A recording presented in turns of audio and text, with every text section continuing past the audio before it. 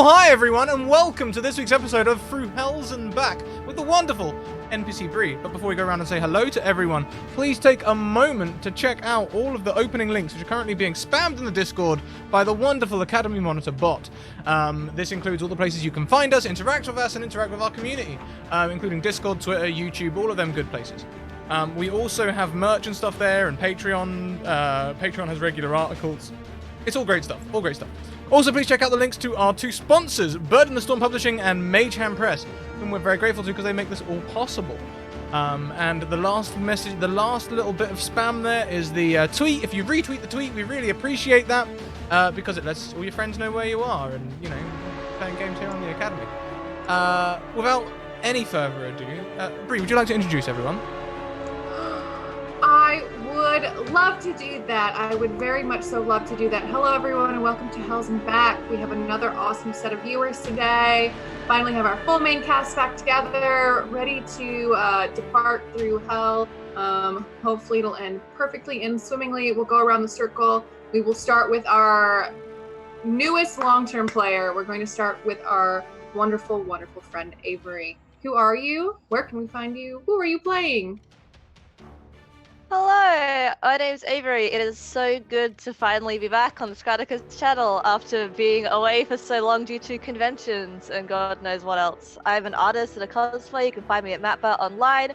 I'm going to be playing Thistle, who is a Dear Sleep paladin who probably doesn't deserve to be here. And I absolutely did not barrel into the Zoom chat about 5 minutes ago because I fucked up my time zones. That's okay, that's okay. If we didn't sleep in for a stream here and there, would we really be streamers? Let's be honest here. I've only done it once. I've only done it once since I went full time. Really? I don't... We'll talk about it later. We'll definitely talk about the times I've slept in. This is the first time I've done it on the channel. Hey, that's good. That's all that matters. I mean, everyone gets a slide. Everyone gets one. Excellent. And today we also have some wonderful viewers with us. Hello, Attack Trick. Hi, I'm Attack Trick. I go by Pat or Trick. Really happy to be back here on the Scratticus Academy for a second time. Very excited to play. I'm going to be playing Keyston. He's a lovable half-elf failed baker / sorcerer. He's going to be a lot of fun to play. You always have to wonder what failed baker inclines to. What went wrong? Oh, he just has a habit of signing anything that anybody puts in front of him, and everybody's his friend. So. Hey, there you go. That's what we like to hear. Lots of friends. Very good. We also have a really wonderful viewer today, another good friend of the channel, our Bobby T. Ellis. Hello. Yes, my name's Bobby Ellis. I'm a photographer at a university, Ball State, and I'm super excited to be here for the first time on the Scratticus Academy. I'm playing a tiefling blade-packed warlock named Lucius Shadowspawn, who he's come back to hell for some unfinished business. So, yeah, excited to be part of it all. No pressure there. Unfinished business. You never know what that means. Very good. And last but not least, we all know him. We all love him. The beautiful haired boy that we all just so much adore, Scrat. Oh, hi! Today I am playing Dandelion. I am a centaur. And I am a holy man. Well, holy fake creature. Yeah, definitely not a man by any means. It's a whole lot of horse legs. Which brings us to the previously on Hells and Back. Last week, the adventuring party consisted of a strange myriad of folks, some secret reasons to be there, people looking for others, clerics, some tieflings, all sorts of wonderful folk, all finding themselves in a very strange land, Hell. And they were to travel through the River Styx in order to get to the first and future layers of hell. They all met with the ferryman, a very sweet creature who offered them tea and a boat of flowers before sending them to the pits of demise. There they met two very wily human characters, one with a tongue and one without, which were so aptly called the tongued friend and the one without a tongue. They made their way into the dangerous seas, roaring waters of danger, like spiritual souls reaching out from the bottoms of this gondola. And that is where, as they all called him, Dandy, our sweet horse friend, centaur friend, found his way into the water. Very fortunate with his prayers, his clerical roles, was able to save himself from the main pain and injury of the sea. They then stopped at a small island to pick up one more departed soul off into the layers of hell, a sweet little girl. From that point, the two men ran into the woods where they were then requested to, bye Scrat, love you, where they were then sent to retrieve them by the ferryman, who said that they would very much so appreciate it. So the party members went off to find them in the woods. While there, they recognized that the little girl had a mysterious secret, a curse of her own, that caused the party members to see departed members of their family, their friends, people they were looking for, enemies.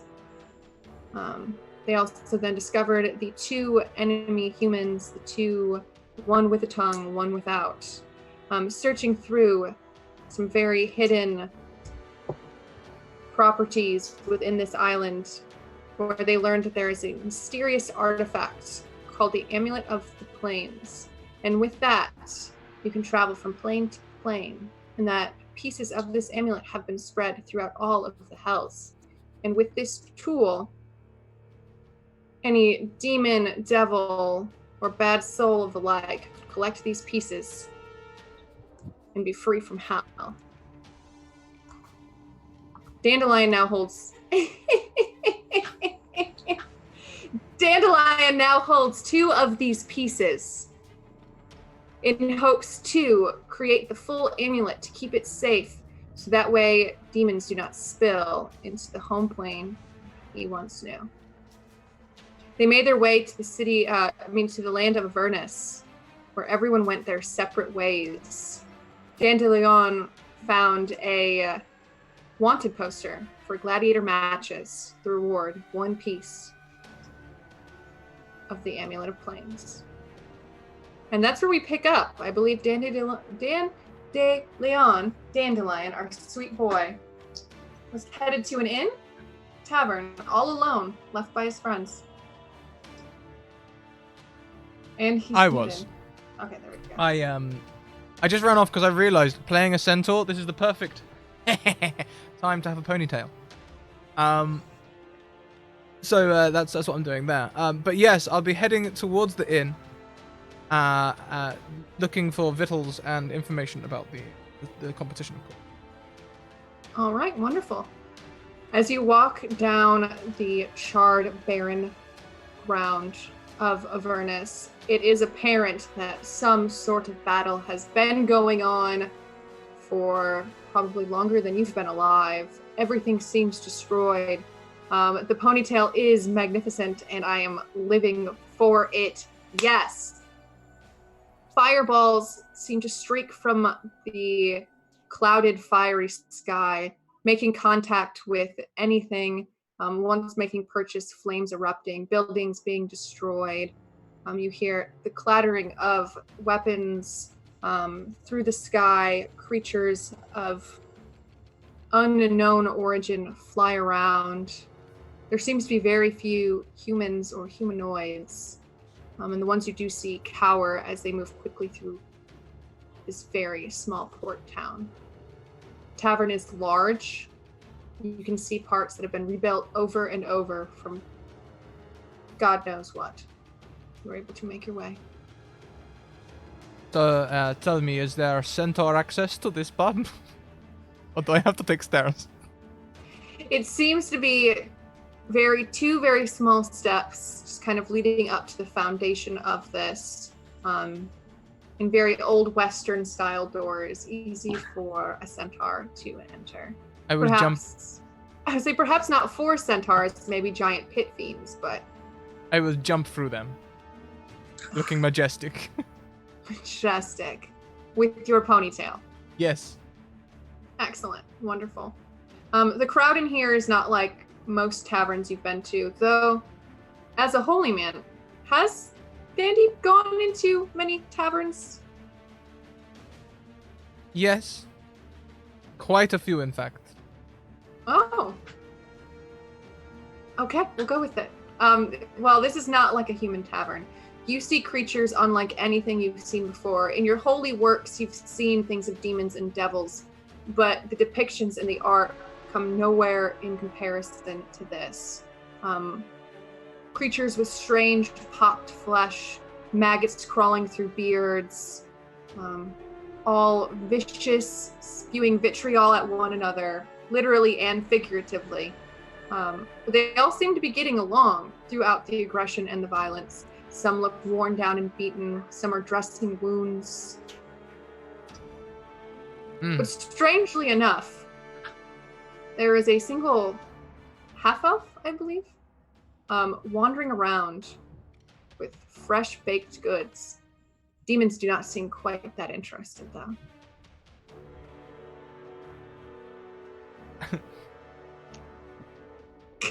As a centaur, I feel I must saunter up to the bar. little horse kicks. Yeah, well, not quite. I'm not a show pony. Let's go! What was that? That was a random tab that opened. So I will saunter up to the bar, the centaur saunter, and I will. Well, I assume I go to the bar anyway, because I imagine the tables are quite small, and I do not fancy going onto my knees. And I will try to gain this half-elf's attention. You're there. Hello. Oh, hi there. Hi. What can I do for you? I see you are selling baked goods. Yeah, I know they don't look so good, but I can promise they taste great. There's not a whole lot decoration-wise I can do in hell, but you're gonna love them. I've got tarts, I've got pies, got little donuts, donut holes. It's really easy to make those two combined. Okay. This sounds very interesting. I look around the bar. Does everyone look tough? Who looks the most injured? There seems to be a creature whose flesh almost looks like bones, with a giant wound from hip to collarbone. Looks like maybe a blade slash, and a green ichor is dripping from it. Tell me, my friend. Mm-hmm. Do you care for your patrons? In what sense? Care? I mean, are you, do you feel obliged to help them and make them feel safe and protected? Oh, well, that's a little bit more big picture than the establishment here has me focused on. They really don't want me talking much. This is really the longest conversation I've had in months, I think. Time's a little bit weird here. So I was asking because I am thinking of a trade. I am in some ways a healer, and I would be willing to offer my services in return for bed and board, sort of like a hellish kind of bard. Sure. I bet you my boss would be up for that. That's kind of what I'm doing here. Is I'm working making the food to kind of as a loan repayment program to pay off my debt to the hells. I'm supposed to be out of here real soon, they tell me. Hey, and it sounds like you are working pretty hard, and you have a good head on your shoulders. No. For now, that's very valuable. There's been a few people coming through that didn't hold on to them, and I didn't know that was supposed to be so literal. But I guess here it is. I guess yes. Are you looking to enter the big competition, the tourney? Journey? The tourney, the competition to gain one of the planar fragments. Oh. Well, that's a little bit more news than I normally get, but you seem really friendly, so if I can help you out, just let me know. I would appreciate that. Yeah. First of all, how much are your pastries? Ooh.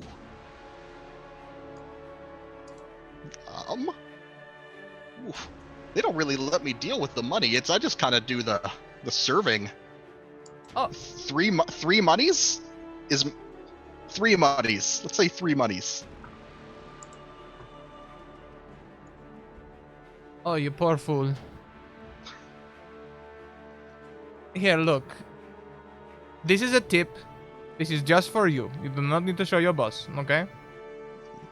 I'm going to give you a gold piece. And you can just put that in your pocket. Mm-hmm. And best of luck to you. What's the advice? You were gonna give me a tip?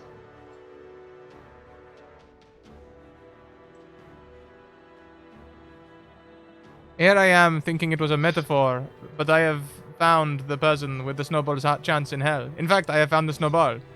Oh, I can make those. Not for long. But okay, no. The tip is, here is some money. Do better. Got it. Got some more pies then. Yes. Yes, lots more hot pies. Have you read your contract? I mean, I read the part where my name was on it, and then they kind of read the rest of it to me.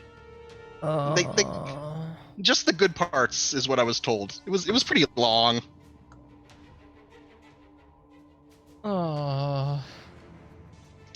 If you have a better one, maybe I could sign that one. Oh, I have a headache. Oh, let me get you something cold to drink for that. Thank you. Yes.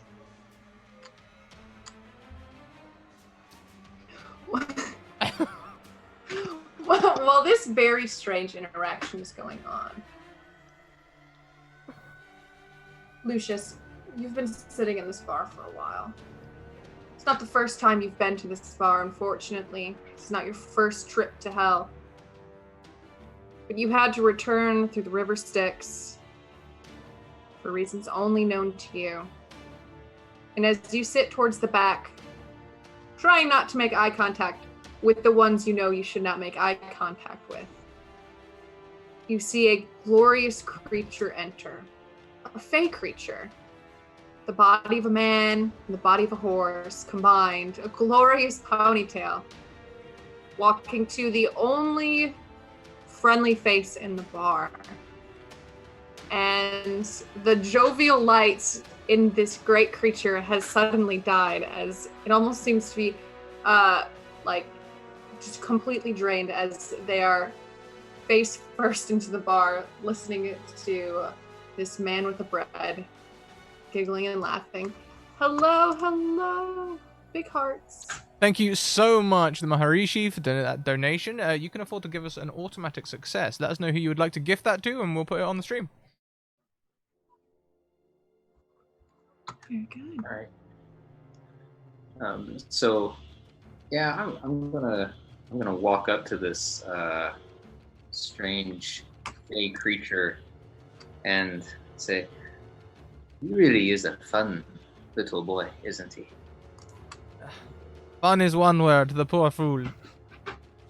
He needs all the help he can get, I think. I would say so. It is fascinating.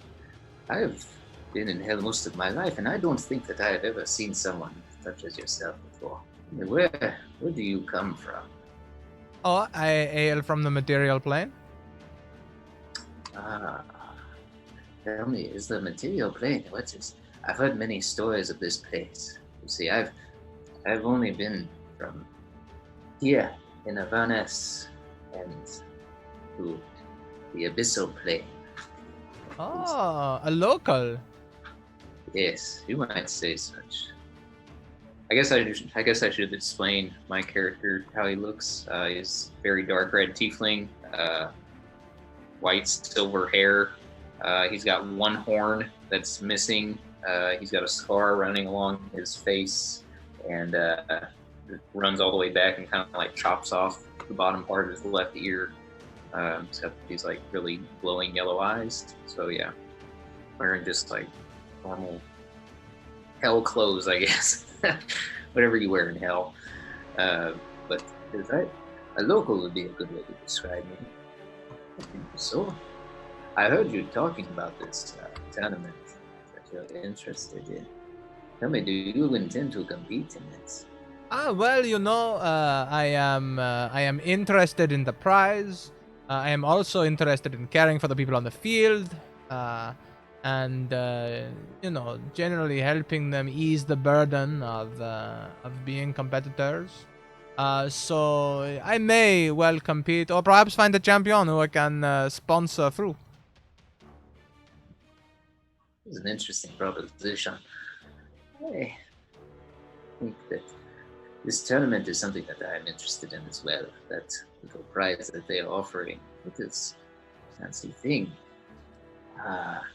Also, winning this tournament gets one pretty well known. You get to talk to some big name people down here who win this tournament, so I hear. So, I wouldn't mind discussing more of this with you if you're interested. Yes, by all means. Who exactly do you think I should talk to? Well, as for me, if you win the tournament, so I hear, I don't know, but I've heard that you get to talk to some big name people. You get invited to some big name people, chatting with them. But as for who you should talk to, you can talk to me. I have some fighting experience. Huh? Oh, interesting. That's very cool. What kind of fighting experience do you have? You know of the blood war that we have down here? No. I honestly have no idea why I am here. I just arrived one day. Well, this is... A lot of people don't know why they are in the Nine Hills, but you seem to be in a better situation than most of them anyway. Oh, lovely. It's a pleasure to hear, but also that means we have a lot of work to do. Yes. No, so the blood war is something that a fight between the devils and the demons that has been going on for a long time. And I was once a soldier in the armies of hell here. Oh, perfect.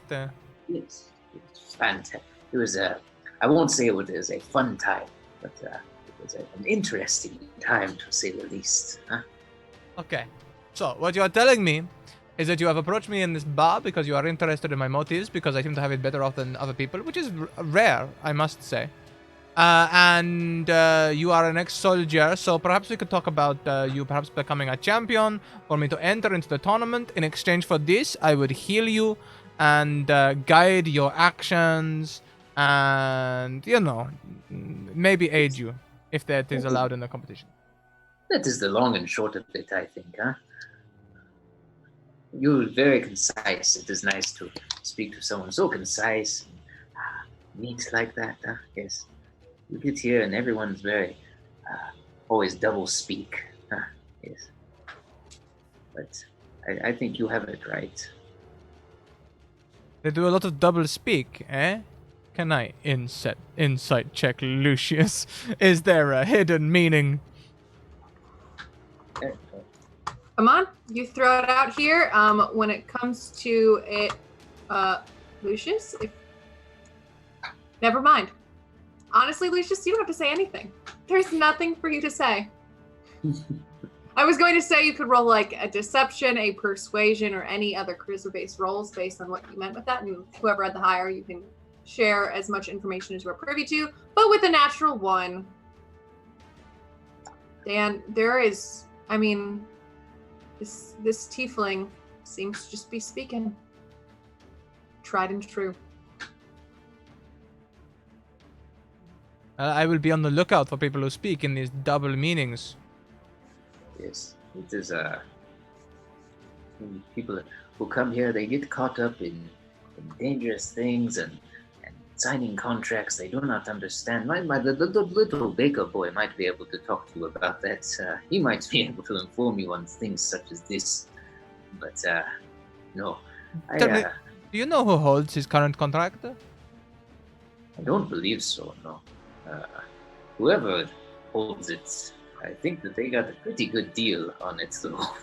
From what I heard from across the room. It sounds like the poor fool will sign anything they put in front of him. Yes, I am not one to speak badly of people who handle my food, but perhaps. So, I gave him a gold piece, and he asked me what the advice was. yeah. No, maybe you give him a platinum, 2 gold pieces, and maybe you can get like half that tray from him. He may not. I just heard him say monies.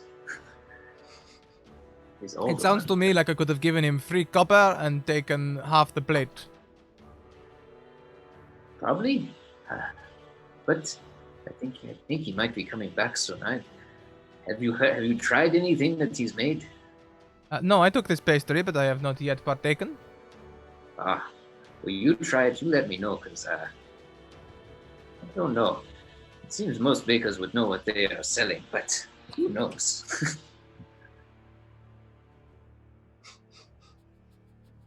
It is quite good. Yeah, that's good. Oh! Keaston starts walking back over. He says, "Don't eat that yet." You see like a floating hand behind him is carrying like a dirty glass of water with him as well. He's just like, I haven't flavored it yet. It just tastes like the hell food right now, but I could do this. And then he waves his hand over it. He's just, wheatgrass? Does wheatgrass taste good? I don't know if that's a bad question for I haven't met a horse person before, but what do you like to eat? What do you want it to taste like? Wheatgrass would probably be fine. Oh, good. What does it taste like currently? What have I just put in my mouth? Ooh, I don't know. I don't eat it plain like that. But it's, some of the popular flavors people have me do that. People like the blood flavor. Oh. They like the raw meat flavor. Oh. They've asked for half elf before, and I don't know if they just thought I would know what that tastes like because I am one. But I kind of just did strawberries instead because I don't know what that is. I'm gonna reach out and I'm going to can I try one of these cookies, huh? Sure. I'm gonna try it like unflavored, and as I bite into it, I'm just going to say, "Oh yes, I know this is the dwarf blood flavor. This is very popular here." Uh-huh. For the record, they also look terrible.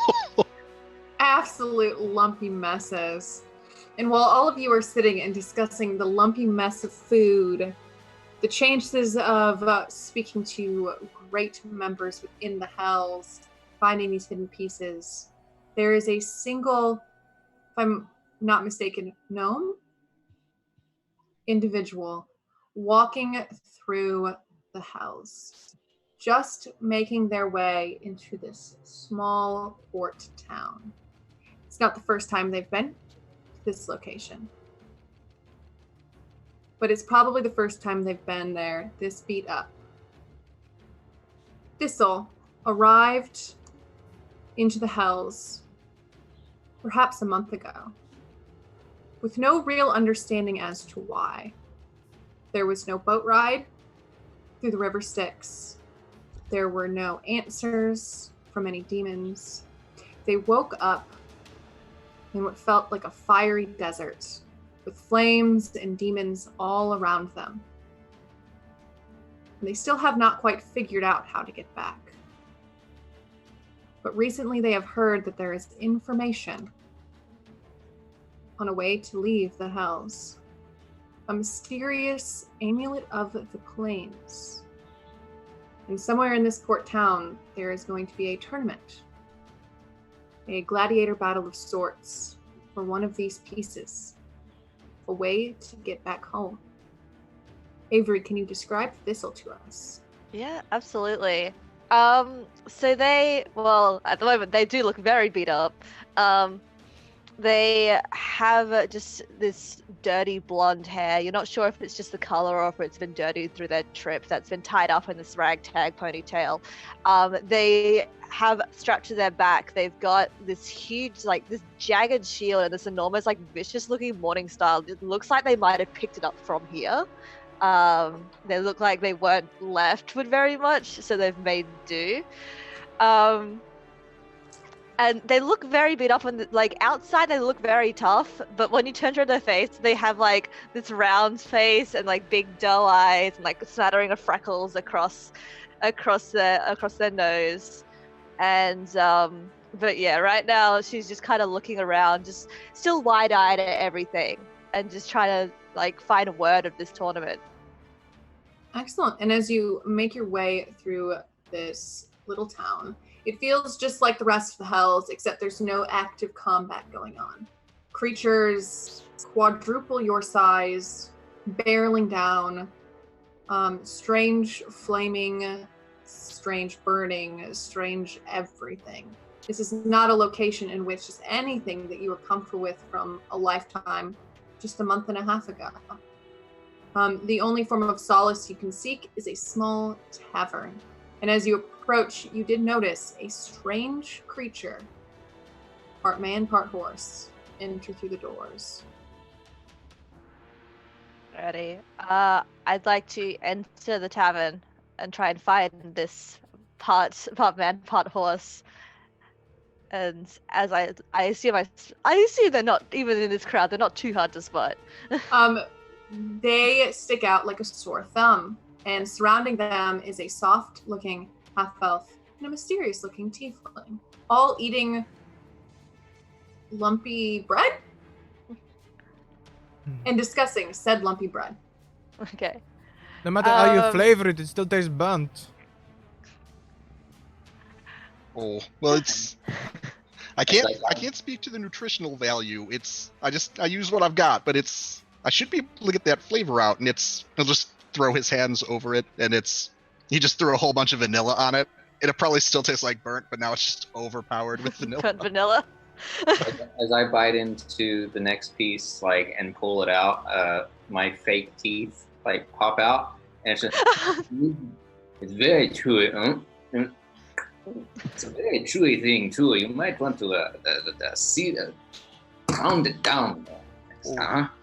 Oh yeah, usually the folks with the fangs go for that one. Makes sense.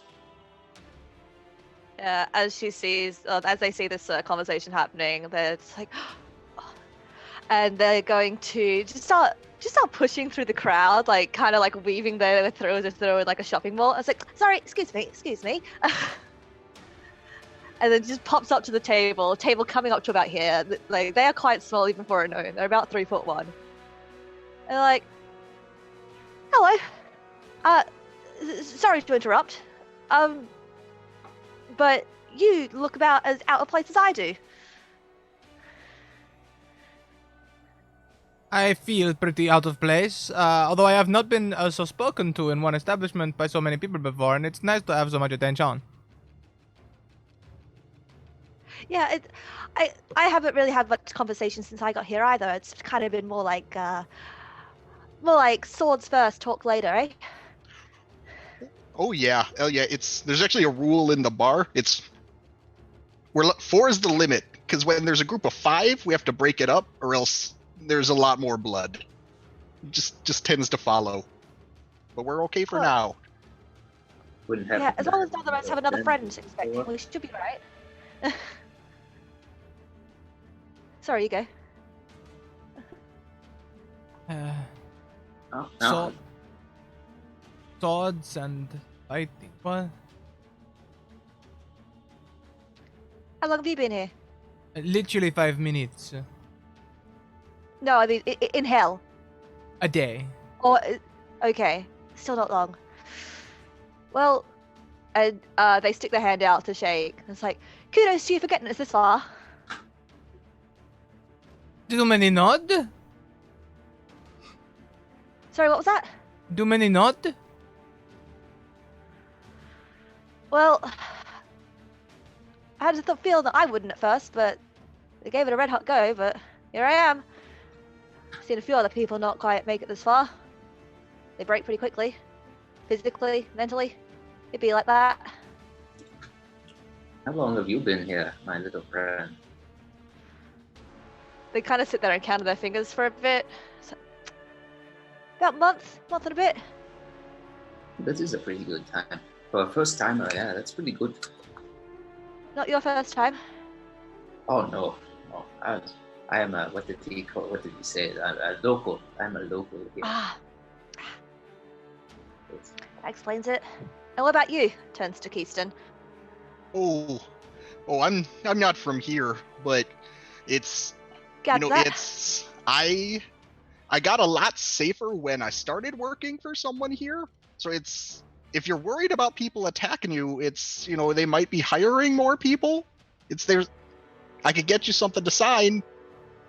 Now, if there's anything I learned about the Hells, it's don't sign anything. What? I'm good with this. I just pat the weapon on my shoulder. They are smart. You must, dear Halfel, you must follow this one's example. That is a very smart thing for them to say. Okay, so only sign things if it comes from from them.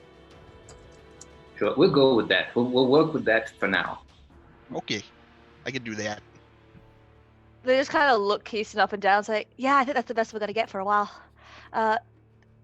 Don't worry, I'm not gonna be making you sign much. I'm not really one for writing. Have any of you heard about this tournament that's happening? Yes, I have heard about it. I am looking to hire this person here, Lucius, to be my champion in the tournament. The first Keyston has heard about it too, right? Oh yeah.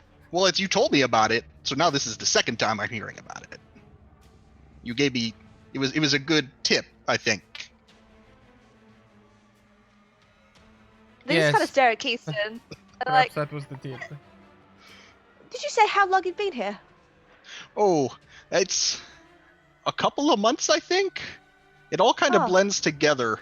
I don't get a lot of time off from here, so the Couple shit. of months. Couple of Yeah. months. Well, I have to tell my church when I get back. The miracles do exist. Alrighty. And looks to Lucius. Like, so you're a fighter then?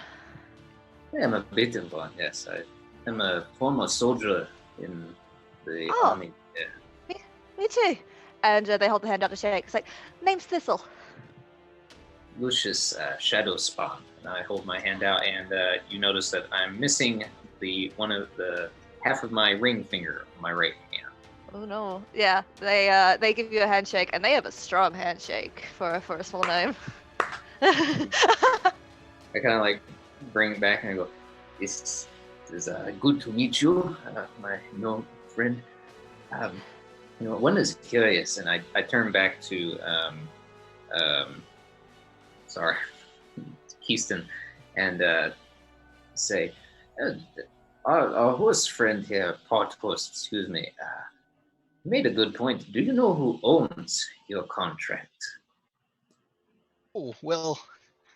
So, I mean, the original contract, I didn't sign it down here. I signed it wherever the normal, not hell place is. It's I had my friend. We were gonna open a business together, and he said that he thought it would be a lot better if it was all under my name. But he said he would handle it, and I just needed to sign things. And then he just kind of disappeared, and a lot of the money disappeared, and I was still baking things, but then somebody with real red eyes showed up and said that I owed them, and then I was here. So I think Right now, I work in the bar. A word of advice: get better friends. Oh, well, This thank is you for very the good tip. advice. And it's Keyston, when he thanks you for the tip, he picks a piece of gold out of his pocket and tries to give it to you. I don't want to say no. Dearest DM, would I know who owns this bar? You would actually know who owns this pretty much entire town. It is a great pit fiend named Urguts. And you would also know that this pit fiend is also the one leading the tournament. Ah, okay. It seems to me that you might be working for a pretty big name guy, a pit fiend. You know, if our half-horse friend here is interested in having you along, if we can do something in this tournament, you might be able to do something about that contract. He's the one who's running the tournament. Oh, he does that too? Okay, He's that could be good.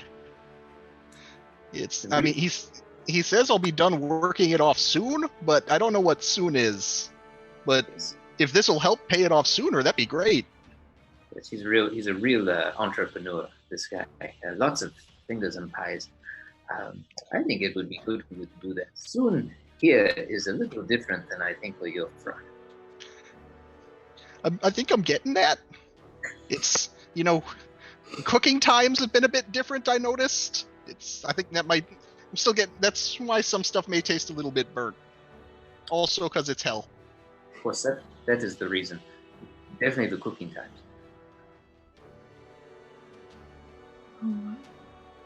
And as you all sit and discuss, a tiefling woman approaches, carrying a tray of drinks. Mysterious in color, frothing, moving, wiggling. Something is definitely wiggling in these glasses. You can't tell quite what, but it's something that both Thistle and Dan, it's my tongue just won't work today. Dandelion.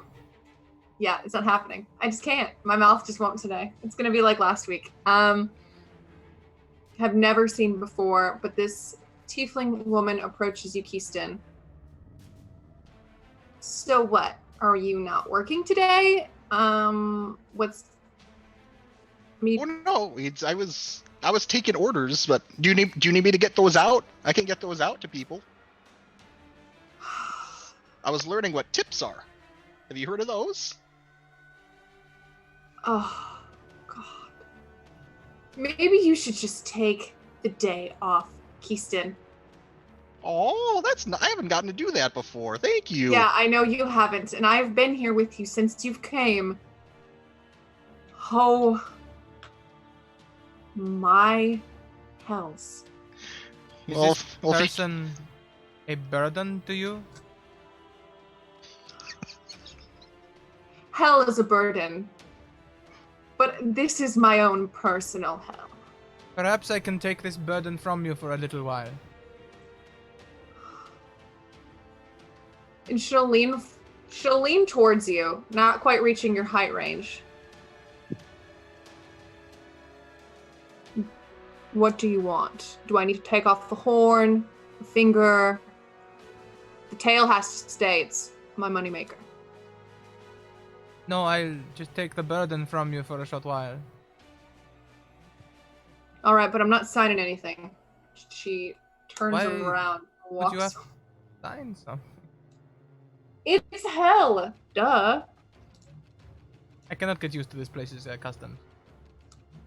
People love to sign things here. It's like our favorite hobby. Just yeah. Yeah, just don't sign anything. I think you'll be right. I've had a few.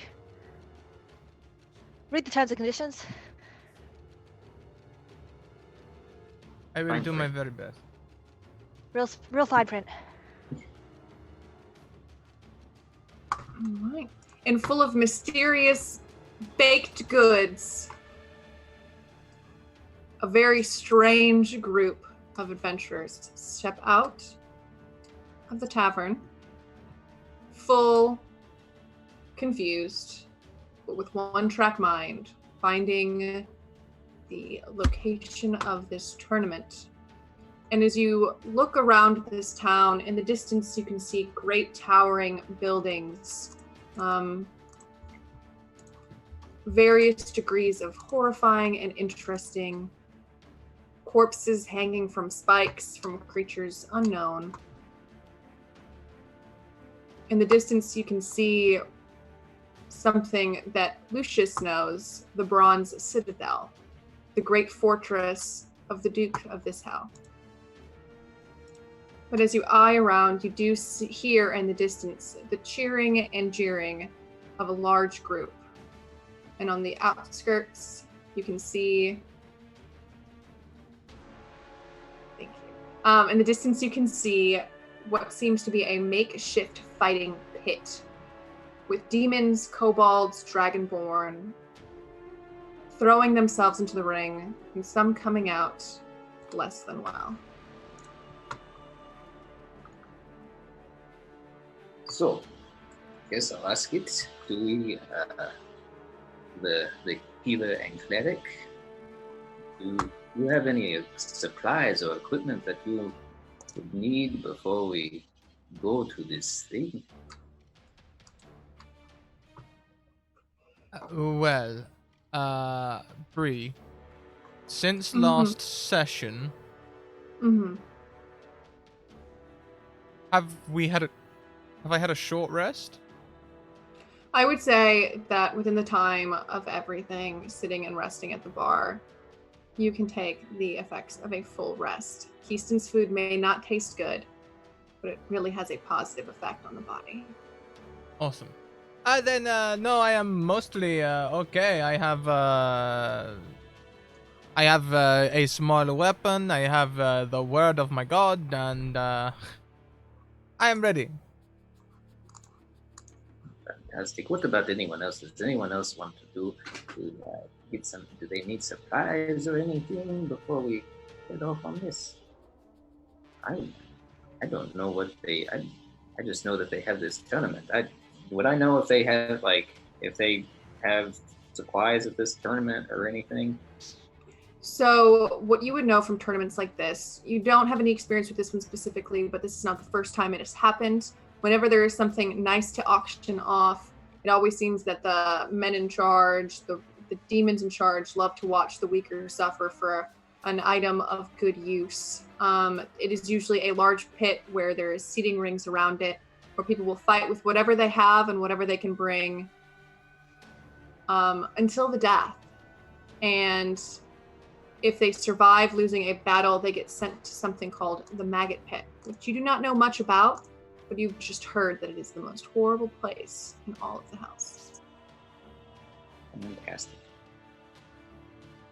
Well, I guess I am ready. I like clap Dan on the back and just say, I'm working for you now, so I follow you wherever you go, dear friend.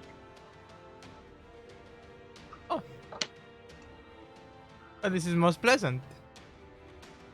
I looked at Thistle. Where are you going to go? Kind of looked at the pit, so in there probably. Oh. Am I beat up cosmetically, or do I have to take Cosmetically. Okay. You are beat up cosmetically. You are a smart small one. Fortunately, your size has played to your advantage in more ways than you would have thought. It is easy to hide. It is easy to rest. It's easy to take care of yourself. Giant demons are not often looking at their toes when someone is Fantastic. stealing food. Yeah, they just kind of like roll their shoulder a bit. It's like, I think still got a bit of fight in me, but with any luck, I won't have to do too much. My church kind of believes in giving everyone a bit of a chance to surrender or to redeem themselves, but honestly, hasn't had much luck here. You too are a churchgoer? Yeah, and they hold up a symbol of which I have not decided yet, so I'll get back to you on that one. Scrat literally just messaged me. Really? Me too. Perhaps we can walk and talk. Oh, yeah, I don't think we've actually introduced ourselves, have we? My name's Thistle. What's yours? Dandelion. Dan it is. And just holds the hand out. I reach down from my 7'2" centaur height and take your hand. Thistle's up on tiptoes. I was like, I don't think Thistle knows their own strength because it's a strong handshake and they almost pull you down a bit. Oh! I've already reached a point in my life where I need to pay commission artwork of Thistle riding on Dan. Yeehaw. Holy symbols, glowing light with demons everywhere. I'm reaching a point already. It's been That's valid. 1 hour. Very valid. Yeah. And so I don't think I caught your name, and they point to Keyston. Oh, sorry about that. That was rude of me. I'm Keyston. It's a pleasure to meet Pleasure you. to meet you. Name's Thistle. Hopefully, I just kind of looked very skeptically at you. Was like, please tell me you're not fighting. Oh, I mean, I could try and help. I haven't done a lot of fighting, but I'm pretty tricky. I'm good at keeping myself alive. So far. Clearly. Not sure if those tricks will work in a fighting pit, but just stay alive. Yeah. Don't. I looked out at the pit. Does it look like it's like a free for all? People can like come in and bail as they please. So it looks like there are various folks, yes, either signing up as groups or by themselves. There are some large demons, small demons, and various, even humanoids battling in this ring. Some of them look like a sixth group of humans is getting currently wiped clean by a single demon in the fighting pit as you watch, and they're being dragged off in little gurneys. Ugh. Bit more brutal than the training ring at the church, huh? So I guess we have to sign up. You want to sign up together? Why not? That is RPG. Yeah, it's good to have someone watching your back out there. Yes, indeed. And Thistle, being a religious person, might recognize Dandelion's holy symbol pinned on his tunic. It's a pair of hands bound by blooded wire.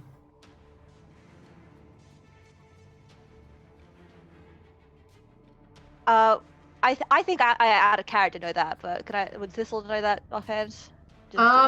That is up to you. Based on your knowledge, roll me a religion with or without advantage based on what you think Thistle would know. Alrighty. I'm pretty studied in religion, so. All right. So are we doing it with advantage because you are? I do with advantage because I am studied. If I wasn't, then I wouldn't. All right. Perfect. So we will say you have a 17, and with a 17, you would know that is the priest of Ilmater. You know, people in this religion are often very prone to helping those by any means necessary. A very good folk. Alrighty. Ilmater, eh? Cleric, paladin? Cleric. Sling a sword? Mostly. Cleric. Alrighty. Well, let me give you a tip as whatnot. All good. I just kind of looks at like the people just dying out there, like the humans. So it's like, all good protecting people you can, but don't be a fool about it, alright? Of course. As we're like watching all this fighting going on, like Lucius is just kind of like standing there, like smiling and like bouncing up and down on the balls of his feet, going, Oh, it's so exciting. Yes. Titan's one word for it. You not find this exciting? I think this is very fun to watch, huh? Watch that guy down there. Look how far he flies, as they hit him. Oh. You and I have very different visions of battle. Oh, very fun. I prefer to avoid it if I can, but. Also, I'm going to turn to Dan, and I'm going to like, you must forgive me, but I must ask, as I've never met one of your kind before, is it taboo to give like rides on centaurs? I do not know. Well, it depends on the circumstance. If you mean tactically for battle, it's actually much better for you not to ride on me, because generally I have my own hands. There's not really much you can bring to the party. But I don't usually mind. No, it's kind of a personal preference thing, really. Understandable. Good. Questions? So, thank you. And as you approach this giant battle arena, a large creature with feminine features, two large snake heads coming from their humanoid body, turn to look at the group of you. One head looking at half, the other looking at the other, and in unison. So, are you here to spectate? No. No. We have decided to team up because we would like a piece of the planar thing. I see. And the eyes travel over to Keyston, holding their beady stare for just a beat. Well, you will need to sign the waivers. I can do that. Hold on a second, Kirsten. Let us. Just a second. Yeah. Let's Everyone like, whoa, whoa, whoa, whoa, whoa, signing. Perhaps we could at least read these documents first of all. This creature, they grab a stack of papers, mulling through them, reading basic. You will probably die from this. If you are still withholding a contract, your soul will be saved long enough to fulfill said contract, and then you will be systematically murdered. Points like that. There is a note that if you do survive and fail, you will be sent to the maggot pits and begin a new life of contracts. If you are successful and you do manage to defeat the champion of the battle, you do get a moment alone to speak with the pit fiend Urguts, where you will receive your prize. Alrighty. If we, sorry, I might have missed it. If we die in this fight, does anyone own our souls from this? It depends. Do you have a soul worth keeping? Everyone deserves a soul like mine. But can I see can I make an insight check on like the contract? Roll me an investigation as you're trying to peer through this very fine print. Can I do this too?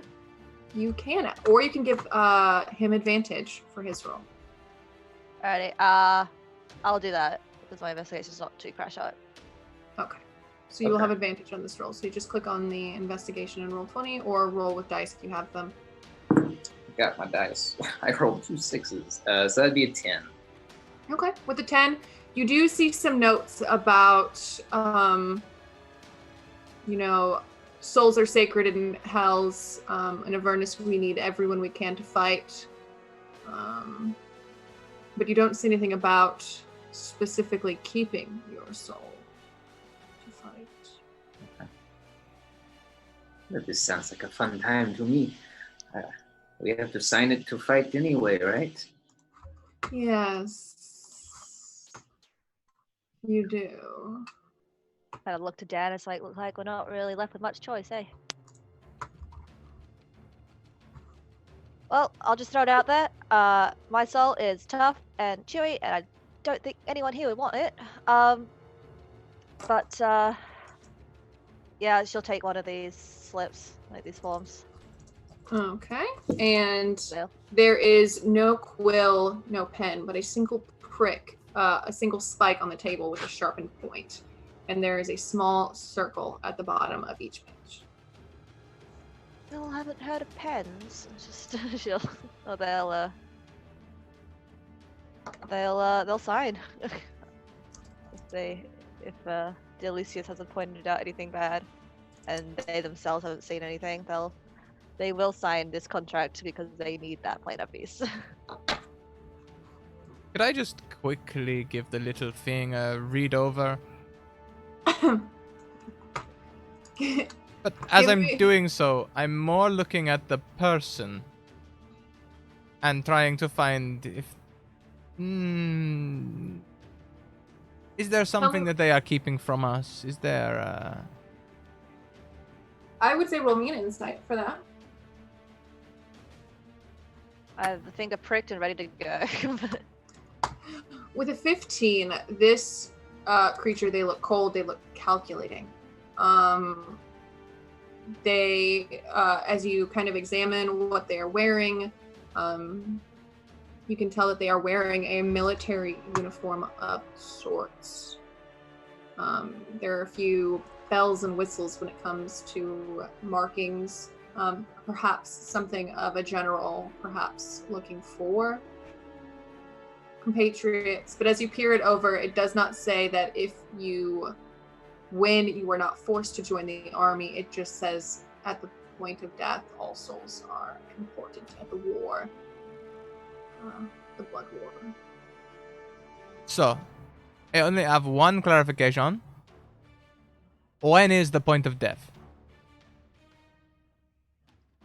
The point of death is when the heart stops beating. And if we are able to perform triage on a person on the field and prevent death, would that be allowed? If you are all fighting as a party, no body is ours until the last falls. You either win as a team or die as a team. Excellent. I have a quick question about that one, actually. So this contract is this only valid during the tournament, or for instance, if we were to just a hypothetical, if we were to say survive and win perhaps, and then die later, that wouldn't count towards this, right? One head turns to look at you, boring down from it's actually very close to your height, Dan DeLeon, at around 6'8", 6'9". One head goes downward, and the long neck kind of goes right in front of your face. So many questions. You sound confident that you'll survive. I just like having all my options. The other head follows down as well. In the event that you do not die here, but happen to die elsewhere, we have no reason to collect you. Alrighty, thanks for the clarification. I'll go Alrighty. put my finger out to be pricked. And you can all prick your hands, sign the contract. And when the blood hits the paper, it almost seems to just dissipate from your hands. The contract is gone.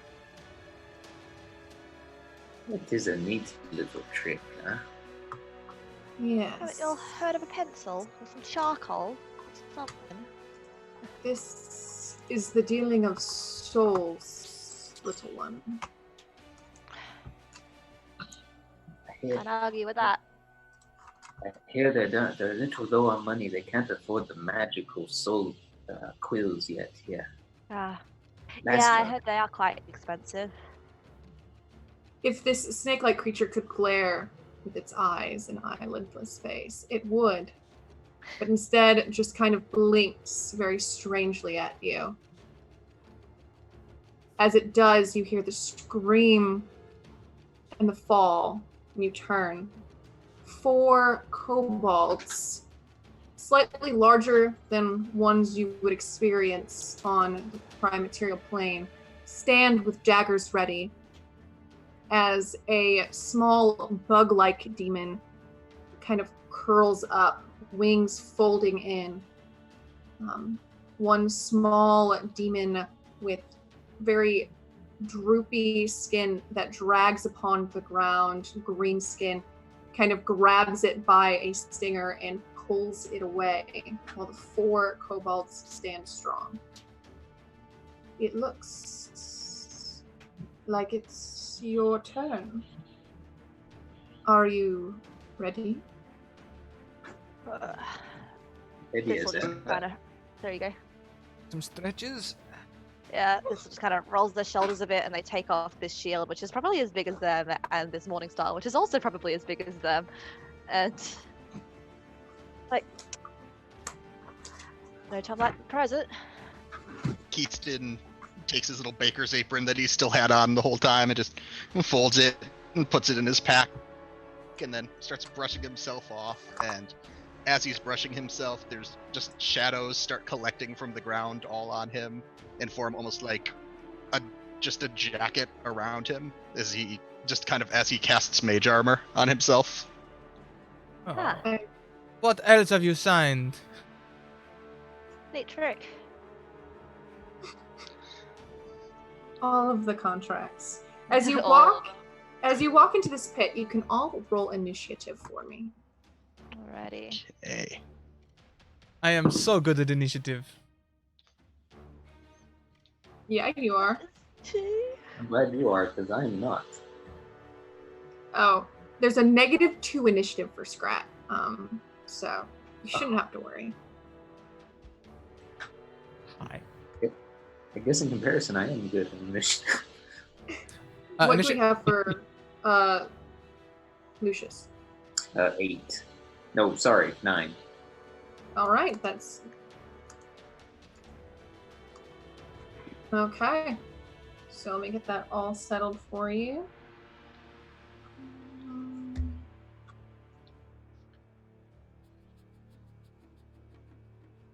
Just gonna write it down this time because I don't like entering it into the initiative order. I always get confused. Totally valid. Yeah. But, you know. At least you're not last, Scrat. At least there's one kobold after you. If that makes you feel any better. Yay. We'll probably take this opportunity for a quick bio then, though. Alright, perfect. Alright, let's make sure we get that order.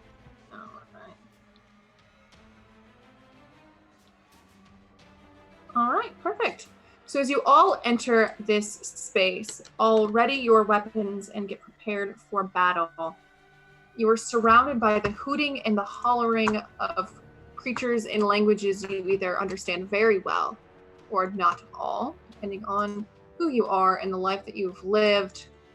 I'm sure for Lucius, he understands very well the screaming of rip out their throats, feed them to the wolves, take them out. This is an easy one. Is that the baker boy? Oh, hi! For you, Thistle, you hear just a low rumbling of an infernal... You speak infernal? No. Yes, just a very low rumbling. It almost sounds like a roaring fire from their mouths and clicking noises. But as you stand there, these kobolds kind of chuckle and in the common tongue say, "Is this a joke? Are you the joke? Is the joke?" I just thought I Are might. you on vacation too? I'm going to have my I'm gonna like make my spear, my patron spear appear, and just go, "Oh, this you all are definitely a joke for sure."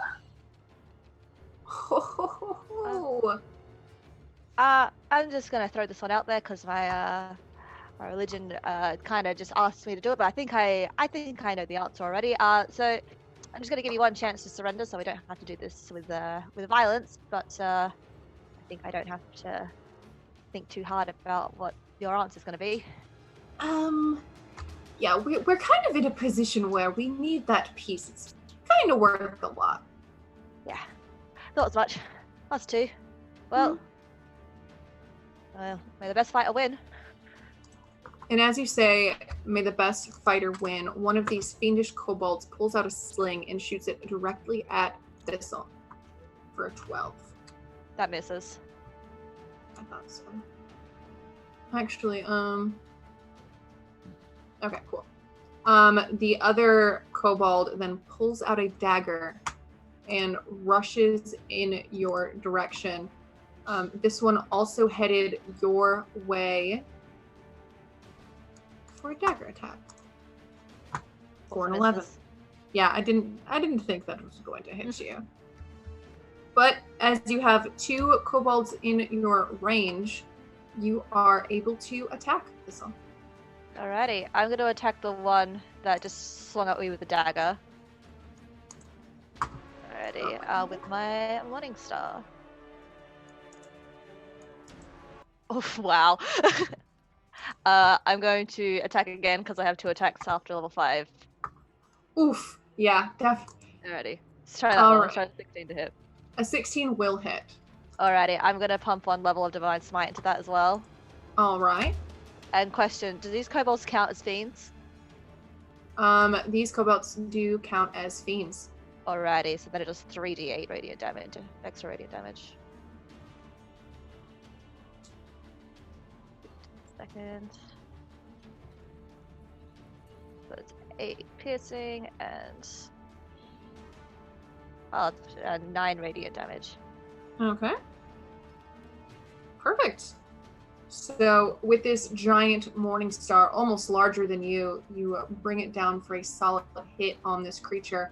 The radiant damage, you can see, puts cracks into the scales, almost like a glowing energy, as it cries out in your direction. From there, Keyston, you're in battle. What is your experience with battle?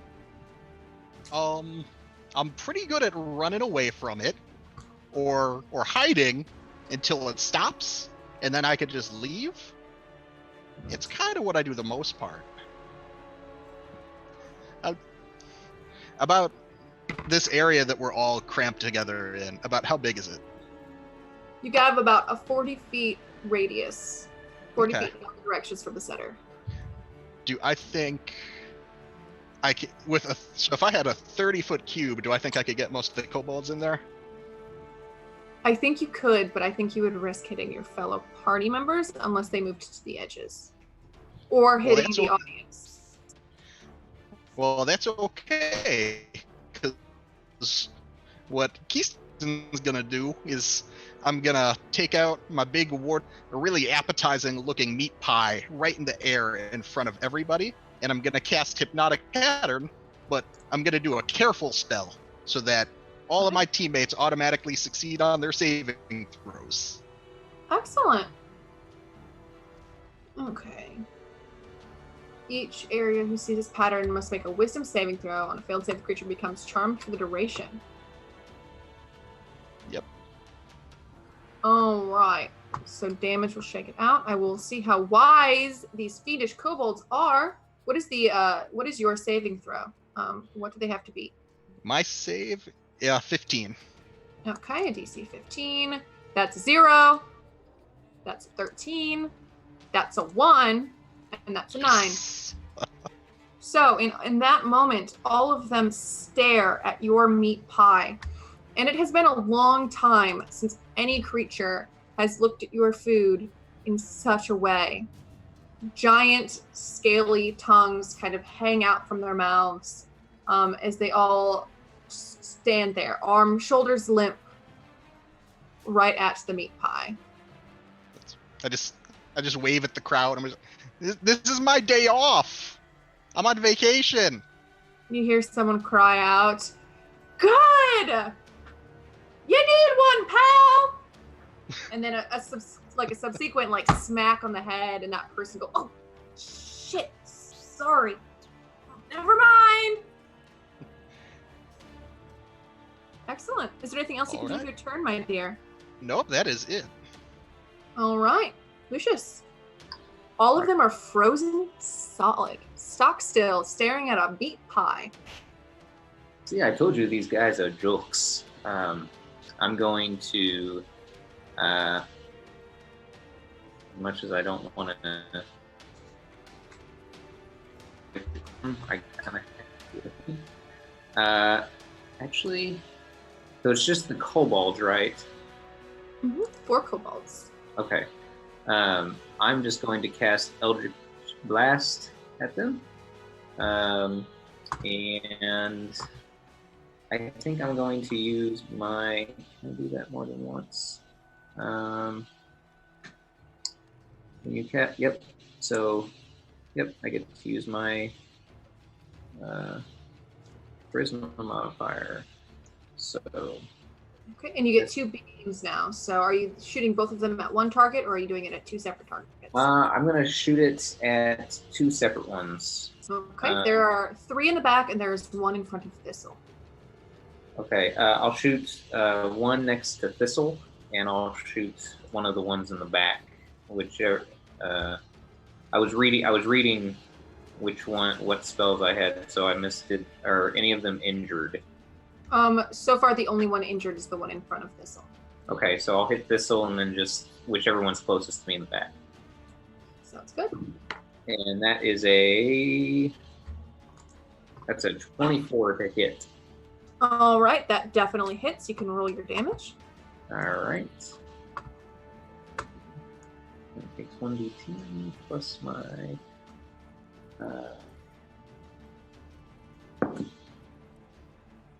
That is 12 force damage. Okay. So for that, is that the one in front of Thistle?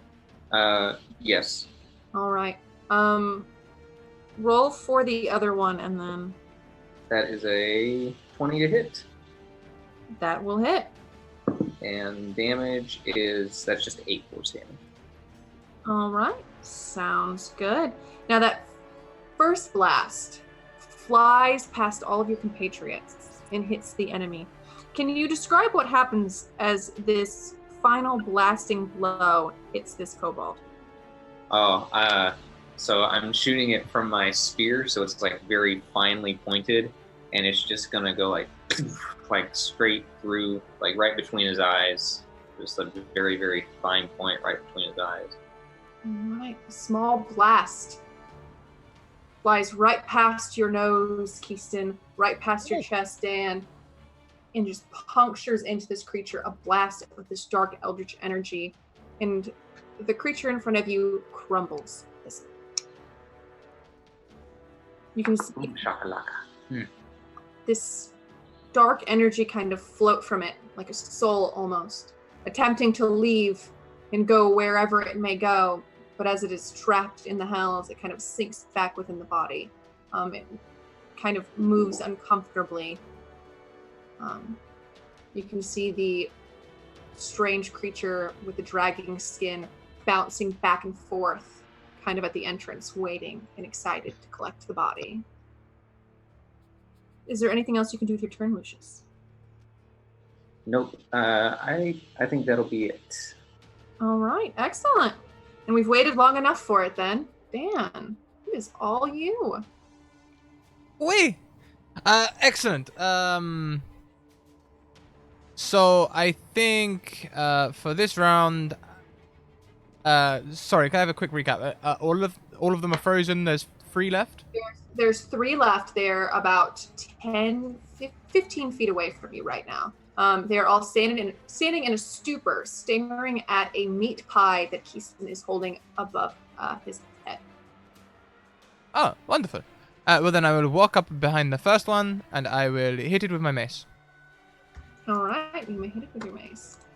These creatures are incapacitated, so I believe you will have advantage on that, if I'm not mistaken. Lucius didn't need it, rolling all these 20s, but... Wonderful. 24. I knew you need that. Yep. That hits. Please take 20 points of damage. Okay.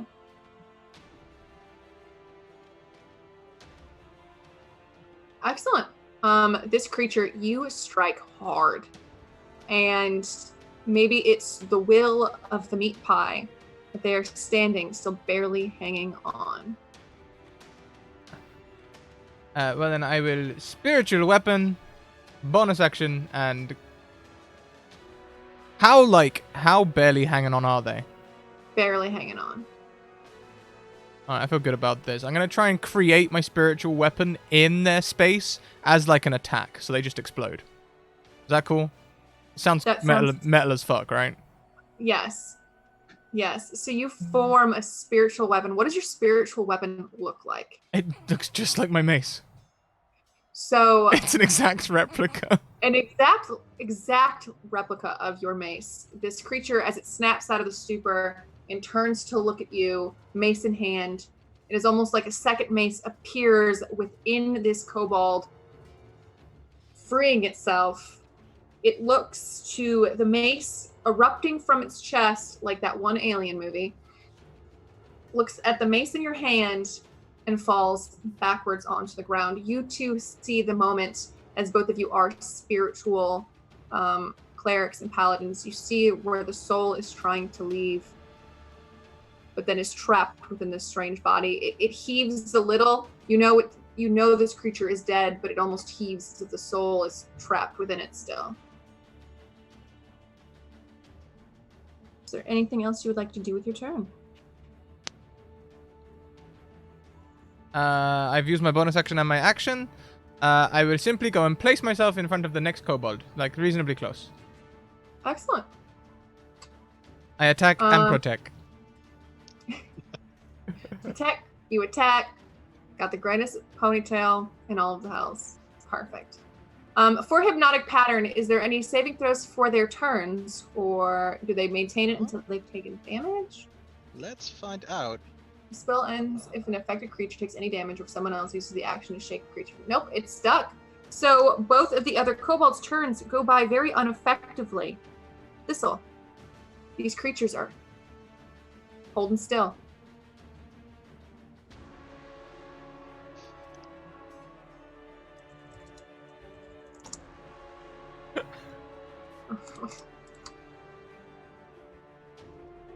Fizzle? Thistle, you got me on the... Thistle, you got me real good. You're welcome. For those wondering, I've just put into the Zoom chat, they protect, they attack, they got horses in the back. So... You're welcome. I can't Gosh, handle it. I knew this game was going to be good. Even if here it's all just for hell memes and horse jokes. Alright, sorry, Alright. whose turn was it? I was making a joke. It was your turn, my dear. Okay, cool. Yeah, that's a new title right there, I think. Horse memes and hell jokes. Horse memes and hell jokes. There are two creatures remaining, both in a stupor. Okay. Neither of them have been damaged yet. Alrighty, I'd like to place myself between them if I may. And I'm going to strike at one of them. I'm kind of trying to put myself between, like, I'd like to be, how close to them is Dan? Is Dan like right up Dan next is to them? directly behind one of them. Okay, I'd like to be within 5 feet of Dan, just in case. Okay. Alrighty. And, gonna attack one. As 11 to hit. An 11 will not hit. Alrighty, I'll swing again. A A 20. will hit. Alrighty, and what is spell? Okay, I'll do another divine smite into that one. Okay. Oh, whoops! I didn't mean to roll the attack. God damn it! Of course, I wasted a good natural 20 with that. Oh yeah, so 19 damage total. 19 damage. Excellent. You smash heartily into this creature. It definitely seems to be in a weakened state, but it shakes its head from the pie and looks at you, teeth baring, growling. Is there anything else you would like to do with your turn? No, I think I'm good. Excellent. Keyston. Ooh, seeing that one seeing that one pop out of it, I'm gonna panic a little bit because I was hoping he'd be dealt with, and I'm just gonna cool off, buddy, and I'm gonna cast a frostbite at him. Okay. A DC 15 con save. Let's see how high their constitution is. It's a fail. So he takes 7 cold damage, and then if he's still standing, he's got disadvantage next time he tries to attack somebody. Oof, powerful. No, as this frozen blast slides over it, begins at their feet and slowly climbs up. You can see the steam from their body as the ice begins to form over them. They begin to waver, but they still manage to stand. Barely. I'm just gonna kind of keep backing up behind all our big strong people. That's it. Ooh. That's it for me. Didn't sign up for all of that. All right. Lucius. It seems like it seems like Easton has the crowd control pretty well handled, but I'm gonna go up and I'm gonna stay back. I'm gonna shoot my Eldritch Blast again. Thank you so much for the raid. Daddy Sheepdog in the house. Thank you so much. Thank you. Welcome aboard. We're in hell fighting kobolds. And I'm a horse. Centaur. I'm a horse. Alright. Yeah, I'm just gonna shoot both at this guy. All right. Is this the one that has taken damage or the one that has not taken damage yet? The one that has taken damage. And I'm gonna miss on one, and I'm gonna get an 18 on the other. The 18 will hit, yes. Alright. That is, oh snap, max damage. So that's gonna be 14 force damage. All right. Is this a thin beam like the one before? You know what? I'm gonna be a little bit more showy, like for the crowd, and just I'm gonna make it kind of big enough. Actually, I'd really like it to like kind of like embed, like go in and then kind of explode once it's in his skull. That sounds very artistic, and when that happens, the crowd begins to just scream, and in this demonic language, you hear Lucius, Lucius, Yes. Lucius, Yes. Lucius. Lucius, while they're all screaming for you, can you please roll me a perception? Perception. I can. Let's see what my core here is. Not very good in perception is Lucius. He seems kind of caught up in himself. I got lucky. 17. 17. Lucius, you see a creature, skin like bone. A wound freshly healed off of its body, slowly making its way to the other entrance of the gate, pushing past and throwing people. A more masculine form of the snake-like creature that you interacted with is picked up and moved to the side as this creature is reaching the gate to where you are. It seems to have started once they began cheering for you. Do I recognize this creature? You do. This is a creature that has lived in the hills for quite some time, a very jaded creature. A demon who once had a name, or a devil that once had a name that was stripped from them. You know that some of these exist in Avernus, always looking for a chance to regain status, regain their name, and find a way out of the hells. All right. I'm gonna keep it to myself for now. I'm just gonna kind of give the narrow eyes of recognition and keep it to myself for now. Okay. Blazing as your crow, thank you so much for the raid. Welcome in, everyone. Oh, hi. We're making some devils mad now. Welcome to the party. So excited, so excited. Is that all you can do for your turn, Lucius? Yes, it is. So that'll be it. Excellent. That brings it to you, Dan. Okay. So that one is also down now. There is one left. There is one left, and you are directly in front, well, behind it. I will bop it on the head with my mace. You may bop it on the head with your mace.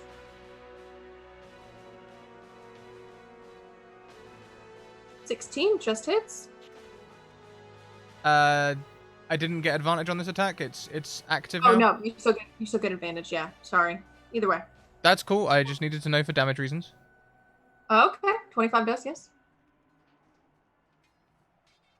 So 12. 12 points of bludgeoning, sneaky bludgeoning damage.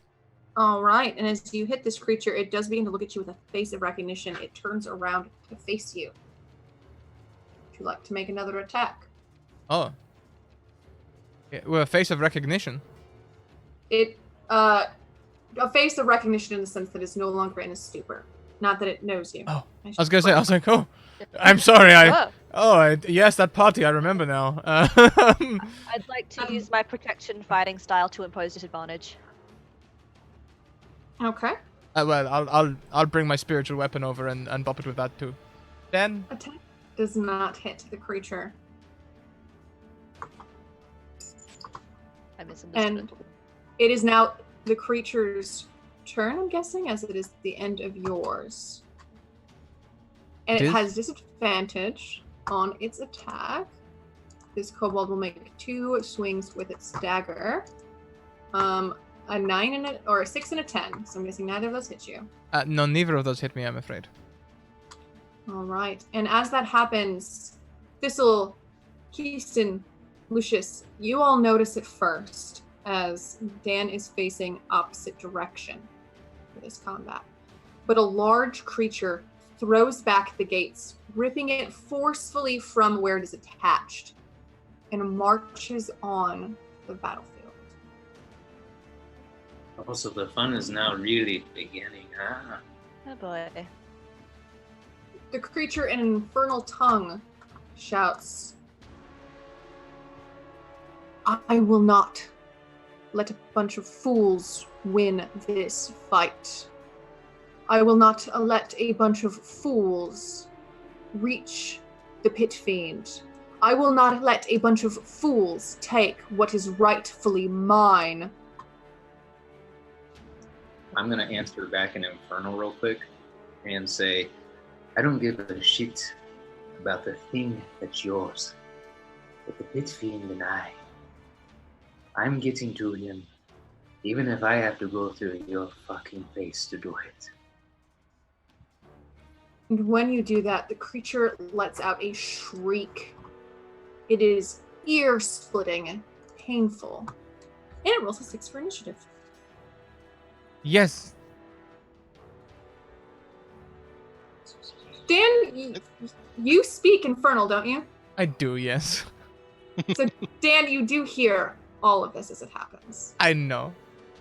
Am I the only one that's just like, can someone translate? Yeah. What? Keyston also speaks Infernal. Yeah, it's like, well, someone mind translating. Lucius was too That's- dumb to ask anyone that, so he just. I'll turn to Thistle. It's this big mean guy just showed up, and I think he just called all these kobolds fools. Alright. You know what? I'm too just. Oh, they just. It They just, like- boils. It really boils down to Fisu. Let's fight. Yes. Yeah. That's the best translation I Yeah, have ever heard. Give it. Yeah. sounds about right. Thistle, it is your turn. There is a weakened kobold in front of you, and behind Dan approaching is a large devil. Hope I unmuted myself. I think seeing that the kobold is probably taken care of, I'm going to stand behind Stan and have my shield up. And could I hold my attack action possibly until this thing gets closer to me? Because I don't want to charge it. Yes, you can. You can hold your attack until this creature approaches. Okay. With melee range, I'm assuming. Mm-hmm. That sounds perfect. Keeson, that would make it your turn. There is one kobold weakened. Direct line of sight of battle. This great creature, which is something you have seen before. They are these vicious beasts of white, bony flesh with a bony tail where you can see all of the vertebrae leading up to a spiked point, wings, large claws, very sharp, scary teeth. They never eat your bread, but you do know that this is the kind of creature that would definitely eat a half-elf. Did you bring your friends? Where are your friends at for the game? It turns, and you can hear the popping of all of its bones. I do not have friends. I have enemies, and you are now one of them. You should have stayed in your little kitchen. Whoa! No, is he kind of still off on his own? He's still off on his own, fast Okay, approaching Thistle. Then a fireball pops out from my hand, just kind of like shadowy gray flame. It just flies at this guy and explodes. All right, you can put in the damage for the fireball, you said? Yes, indeed. Fireball. Woo. That's why he burns everything, is he just shoots fireballs at it. Hey, I'm down. I'm very down. All right, so it makes an 11. So it fails its save. He does not seem very friendly. I don't think he appreciates the spirit of this vacation. And as it hits, you do see, as the flames kind of hit, it blasts into the back of the arena, because I'm assuming you're aiming this in a way that won't hit Thistle. Yes. It blasts into the audience. It blasts into the back sign-in area. Flames erupt. Non-demonic creatures go running at full blast in an attempt to pat out flames. People are screaming. Everyone who didn't get hit is just screaming your name, but they don't actually know your name. They just go, Bread Boy! Bread Boy! Bread Boy! The battle is crazy. This creature, though, does not seem to be quite as damaged as you would have liked. Well, it's okay. Well, I shout at him, well, you don't have any friends, but maybe you should get some more. And I do a little whistle, which I can't do because I can't whistle, but Okay. I want to use my bonus action and summon my Hound of Ill Omen. Hound of Ill Omens. There's a lot of words here. Can you describe what it There does is. for me? So Keyston puts his fingers up to his lips and blows a little whistle, and then right next to this mean, bony devil person, a charging in out of the shadows is what would best be described as like a pitch black dire corgi that has the stats of a dire wolf but is medium in size. And the hound appears in an unoccupied space of my choice within 30 feet of the target. He gets his own initiative, and on its turn, he can move only towards this target, and it can use its action to attack this target. Okay. I'm going to quickly add something into your journal for you to use. I'm just going to do it all players because it's quicker. If you want to open that up and roll an initiative roll for it, you can. It's just a direwolf stat block. We can roll that in.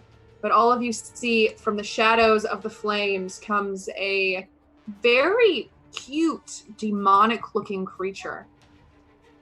Aggressively in the way. All right, so we have a 19.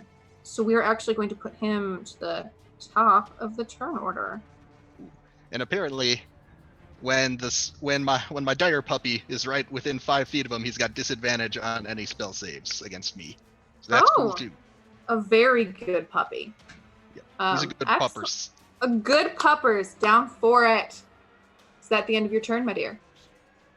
That is it. Excellent. Lucius, the battlefield is erupting around you, and the cheers for you have been now replaced with cheers for the little man who works in the bakery. I'm very happy for him. I don't need all the glory for myself. I'm going to I'm going to look at the new fighter And I think I'm going to cast Ray of Enfeeblement. Interesting. Yeah. So, I need to make a ranged spell attack against them. Ooh, that's a 14. A 14. That does not hit the creature. Bummer. Okay. All right. That was. I think I'll probably just I'm gonna run up and get kind of next to Thistle and kind of be her their kind of support, close range support for the time being. Excellent. So you stand next to Thistle, and I'm guessing that'll be the end of your turn? Yep, that's all I can do. Wonderful. Dan, it is your turn. You can turn to face this great creature. It stands at about 8 feet, so you can kind of see, but it moves kind of low around your face height as it charges in the direction of Thistle.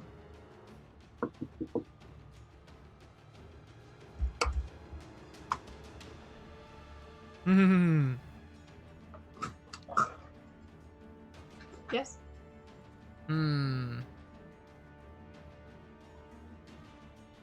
I will trot towards them.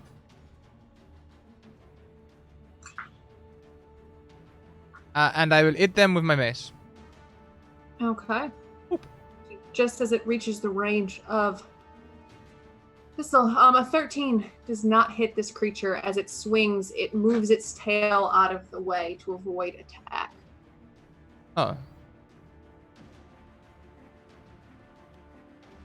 Am I within 5 feet of it?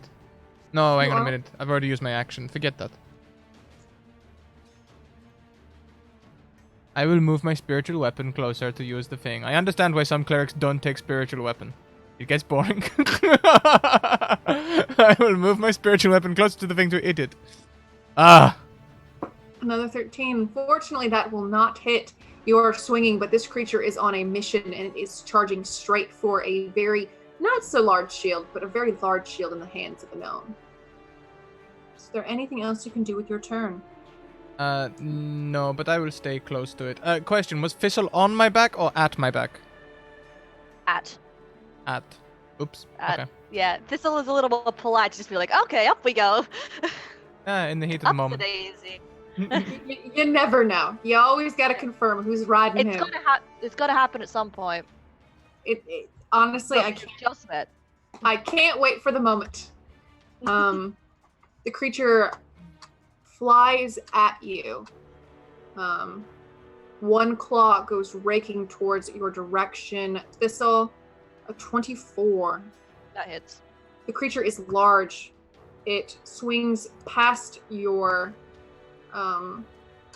shield and hits for 7 slashing damage. And from behind it, its stinger reaches out for a 23 to hit. Hits. All right. It does not do 18 poison damage. Sorry, I forgot to edit that. It'll do 8 poison damage, not 8. Okay, good, because that would not be unconscious. I was like, ooh, I must have entered the wrong thing when I put that in. Not 5d6, 2d6. Alrighty. All right, and you can make a Constitution saving throw of a DC 14. Okay. Constitution. Alrighty, well, I do have a little bonus to that, but that's not going to make it. Okay. You do also have advantages if that's something you're interested in using. No pressure. Oh, yeah. Yeah, I think I might use it for that one if I may. Okay. You can take the 17 if you'd like. Okay. Thank you. Yeah, so that way you can just kind of clear that out and avoid that poison. But that is its turn. Does my held action activate at that? Your held action does activate with that as it reaches your range, and it will be then your turn at the top of the turn order, so you can actually know the Dire Corky goes before you, sorry. Yeah, that's okay. Dire Corgi. Alrighty. I will make 2 attacks with my Morning Star. Let's see how that goes. 17 to hit. A 17 does make purchase. Okay, and I'll roll both attacks.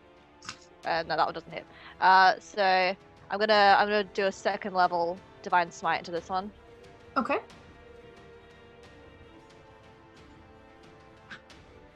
So that's 4d8 radiant. Ooh, I love Divine Smite. I'm assuming this counts the fiend as well, like a fiend creature, Yes, fiendish nature. It's a fiend Yeah. creature. No worries. Alrighty.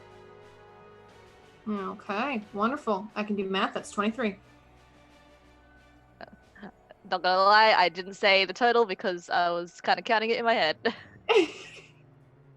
If I say I can do math, it's usually just the amount of time for me to do the math required. So when I say that, that's me actively going, shit, 15, 16, 17, 18, 19, 20, 21, 22, 23. That's big mood. Well, I have my camera up here is I'm using my fingers down here. Right, smart. Honestly, we need more fingers. Someone put in a note with the gods above. Yeah. Excellent. Thistle, is there anything else you can do with this held action? No, it's just an attack. Excellent. So that brings it to the Dire Corgi. And you can use the attack rolls on the sheet for that. Keyston? Yep. I'll just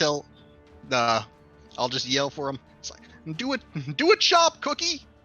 And he'll charge up at this devil. And since his new friend Thistle is with him, he's got pack tactics on his bite and rolls with advantage. Excellent. So that's a 16. All right. The 16 will hit. Oh, good job, Cookie. I knew you could do it. And you can roll where it says, if you click where it says attack, it will do the damage for that. All right. Okay. And then he has to roll a strength throw, or Cookie knocks him over and starts licking at him.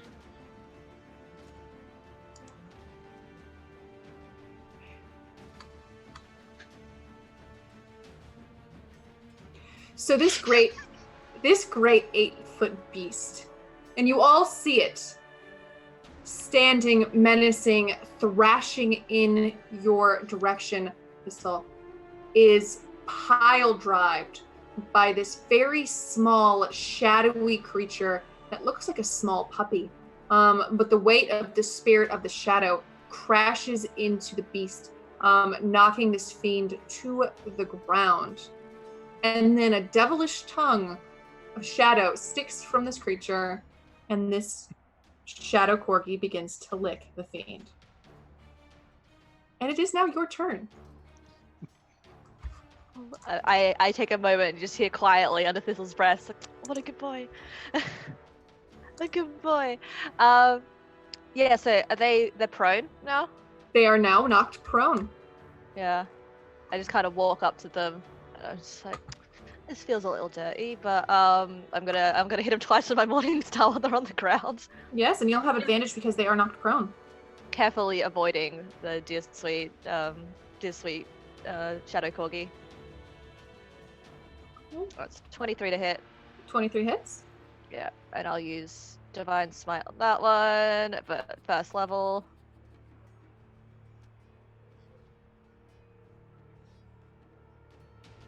Pop. And then once more.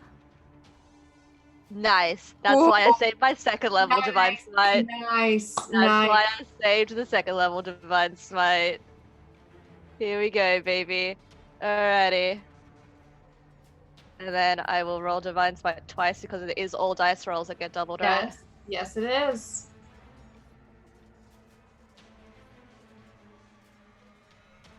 Jesus Christ!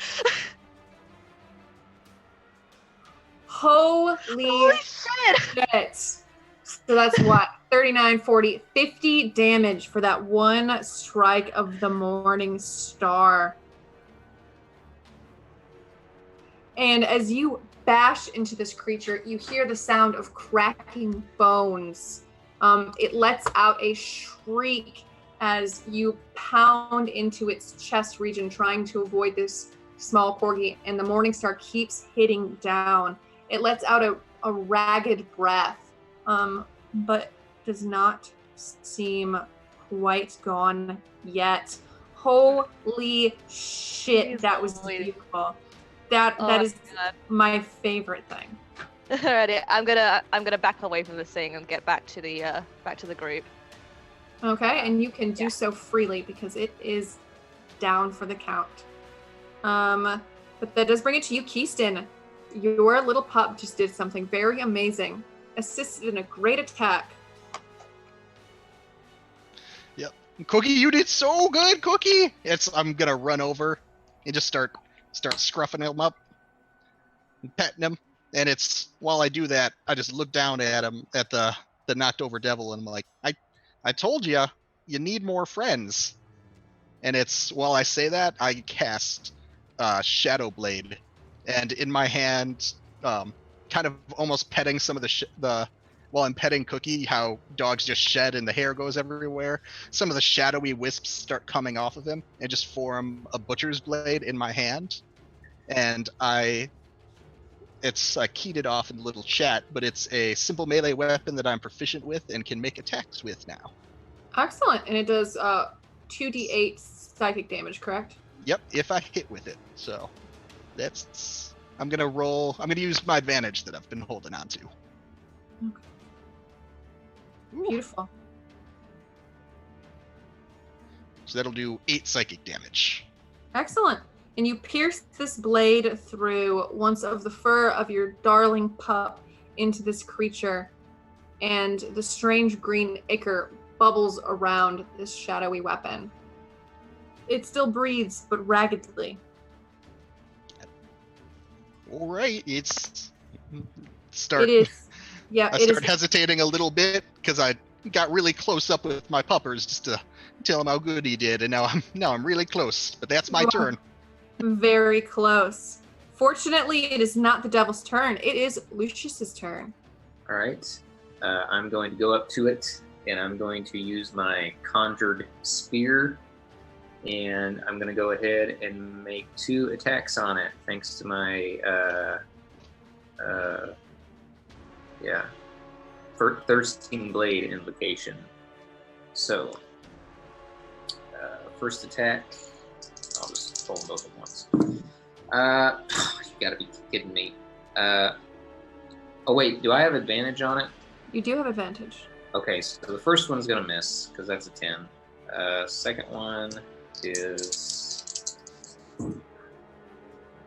I don't hit either of them. I'm so amazed at what Cookie has done, and I go up and I just say, I'm so impressed by you, Keyston, and I'm just so distracted, I just put my spear into the ground. Honestly, it sounds extremely fair. The battle is pretty much almost won, as you admire the work your new strange friends have brought upon you. And that does lead it to Dan's turn. Dan, this creature is almost gone. You can tell if it gets up, it might not be so friendly. It's prone, right? It is prone, so you do have advantage on your attack and can use sneak attack damage. I am going to go and trample it with my hooves. Trample, trample, trample. No.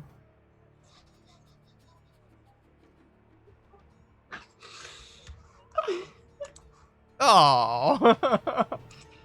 I mean, you do have an advantage from the audience that is not from the advantage, so you could, in turn, re-roll your advantage if you would like. I would appreciate that. Thank you, Bree. That's very kind and benevolent of you. Of course, of course. You have these things. The audience has given them to you. I'm a firm believer you should be allowed to use them. A 22 does make purchase into this horrifying creature. I trample you, trample you, trample you. Yeah, you do trample. And actually, and this is one of the big reasons why I wanted to be able to use this advantage, as Dan approaches and begins to stomp on this creature, you feel all of its demonic bones breaking underneath you. It almost feels so thin, so weak. It's uncomfortable. Fortunately, Hooves very much so like fingernails, don't have much sensation, but you can kind of feel it in your like legs as you press down, the kind of feeling as it crunches beneath you. And this creature does then die. The battlefield is empty. Everyone goes quiet for a moment. And then there is the screaming cheers in common, in various demonic languages, in Elvish. You might even hear some Gnomish in there, Thistle. People just screaming and cheering. And they don't really know what to cheer, so it's a mixture of the really short one, the weird horse, Lucius, Bread Boy, screams and cheers.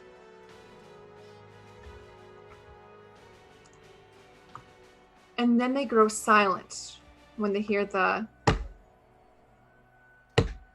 thumping steps of a gargantuan creature approaching.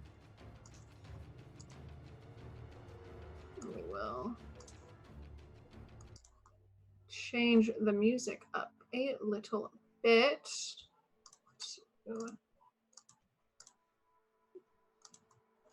Maybe.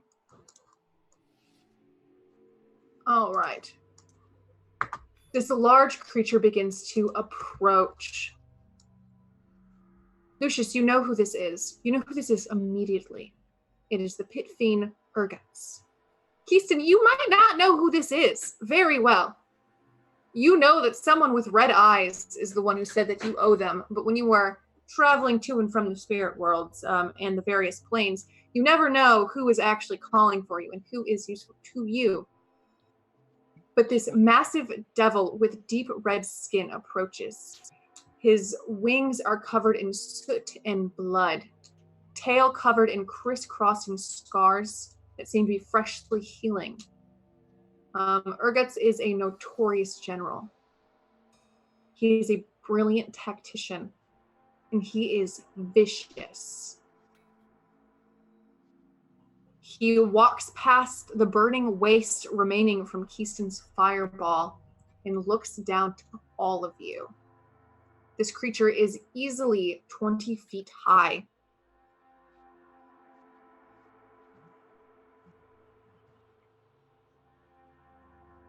Hello, old friend. It seems you have won the battle and destroyed my battlefield. Oh, was that us? That is a real shame, isn't it? Lucius. So I suppose you want something from me then? Flashy little creatures? Yes, I would like the planar thing. It's on the post there. Hello, by the way, Dandelion. Nice to meet you. You do not belong in the hells. No, that is true. Why are you here? That is not a question I ask. I just have faith. It's And okay. I think you belong. I like you. He snarls and looks at Keyston. Why have Why? you left the tavern? Well, they told me to take the day off. I was weird. I hadn't gotten to do that before, but it's been fun. I made all these nice friends. All right. Looks over Thistle as if to not see them, and to Lucius. It'd be What that do way. you want? Hello. I think our friend from the tavern here would like something also. I believe you hold his contract, isn't it? Oh, he does? You guys are smart. I didn't know that. I can never be sure. I'm not great with names. I meet so many people and they're all so friendly, but it's just so many.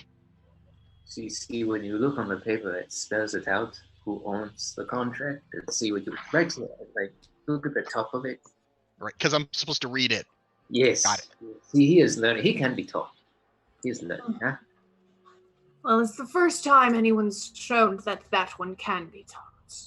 But he's Thank you. been useful. Not very useful, but useful.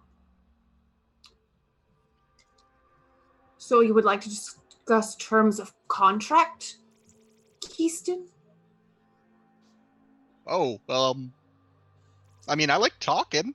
Am I supposed to ask for something? It's just looking to everybody else for advice because he's totally out of his element. See if you can get less time and see if he'll let you go. Oh, can I go? I think I've been working a long time. I haven't counted how long, but you said soon, and I feel like it's been a soon, maybe a couple soons. Yes. It does seem. I've been told that when I'm around, it feels like time is longer than it actually is. Keyston, you see the pit fiend looking around, and then when the pit fiend notices the snake-like creature, the more feminine one that you could interact with, waves them over. How much time has Keyston been in our servitude? Creature kind of waves their hands as a form of paper shows, and you see in big bubbly letters Keyston's signature taking up a huge chunk of the page, and it says, contract of ownership, a huge thing. Well, it would appear you've had this one for about 67 years. Right, a bit more than a couple months then. Oh man, time has flown. Then wow, that's a lot of anniversaries too. We've had some good times, haven't we? I think.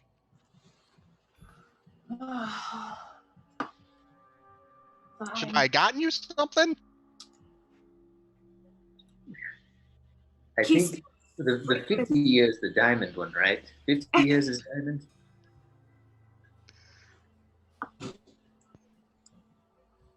If Keyston would like his freedom, he may have it. With everything that includes. So he gets the diamond, huh? I should give him the diamond. 67 years is a long time. Lucius, I know your name. I know you. I know of you. And if you continue to piss me off, I will step on you.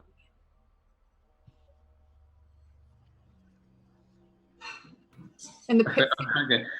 He's not dumb enough. He's not dumb enough to keep poking that. He's just gonna smile. And as you smile, your sweet smile, your dentures shining and glistening, Keyston, your contract begins to dissipate into thin air. You feel it within you, a kind of understanding. Time has gone by. You don't feel any older. You don't feel any worse. But there's a part of you that begins to catch up, thinking how far back, and realizing that time has definitely been much longer than you expected it was. That was a lot of cookies and pies I made. I feel like I should be better at it by now. Oh. So do I belong to you guys now? Do you all? How does this work? No. No, you belong to yourself now. Oh, but I don't know what to do with me. Huh. Well, it depends. Lucius, you may speak. What do you want from me? I think you know of what happened to me, of where I have been these past, let's say, months. And I take out my front teeth and I kind of wave them around a little bit. And as I'm doing that, I say, "It's been a real fun time, huh?" And I pop them back in. say, I really would like to get a chance to meet your old friend, Korak. I'd like to pay him a special visit, let him know that I'm still around and Well, still kicking, as it seems. I cannot assist you with your personal problems. But what I can recommend is, if you're looking for things you should not be, head to the Bronze Citadel and take that with you. And he gestures a giant meaty paw at Keyston so they can file an appeal to send it away from me. I think, my new friend, I do have one more question. Korax is tied to me in a very specific way. My little powers that I have are from him, yes? But we've won this contest, and I'm not getting any monetary things. My horse friend here is getting the amulet. What do you say I make a new patron with you, dear friend? Roll me a persuasion. Persuasion. Ooh. And since I haven't gotten to use it, can I give him my advantage for this? You can. You also have an advantage and a natural 20. What? Oh, what? I'll just give him the 20 then, if that's okay with you. That's fine with me if that's all right with you, Scrat. Yeah, of I course. don't know about that. Excellent. That's how it works. You can pass this natural 20 to Lucius if you would like. Yep, I'm gonna flavor that as I'm just gonna be behind him, casting some prestidigitation with kind of giving him some sparkles and making him glow and just making him look very impressive. Giving his a little bit of demonic shadow, all this power and energy flowing. The one horn that's left is especially shiny. Yeah, I really polished that sucker. Yeah, the shiniest horn. This pit fiend stares down at you. You can feel the power radiating from this beast through your very body. An aura almost of just pure fear and discomfort. And if it was turned to you maliciously, you know you would turn tail running. But the hostility turns to kind of a vicious joy. Thank you, Hawkeye. Thank you for the raid. Welcome in. Hello, thank you for the raid. If you want to discuss contracts, we can discuss contracts. Be happy to discuss them. But I've watched this battle very interestingly. And I would like to let you all know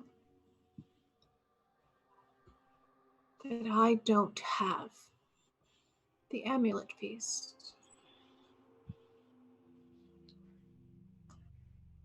Well, just pipes up, like, then who does?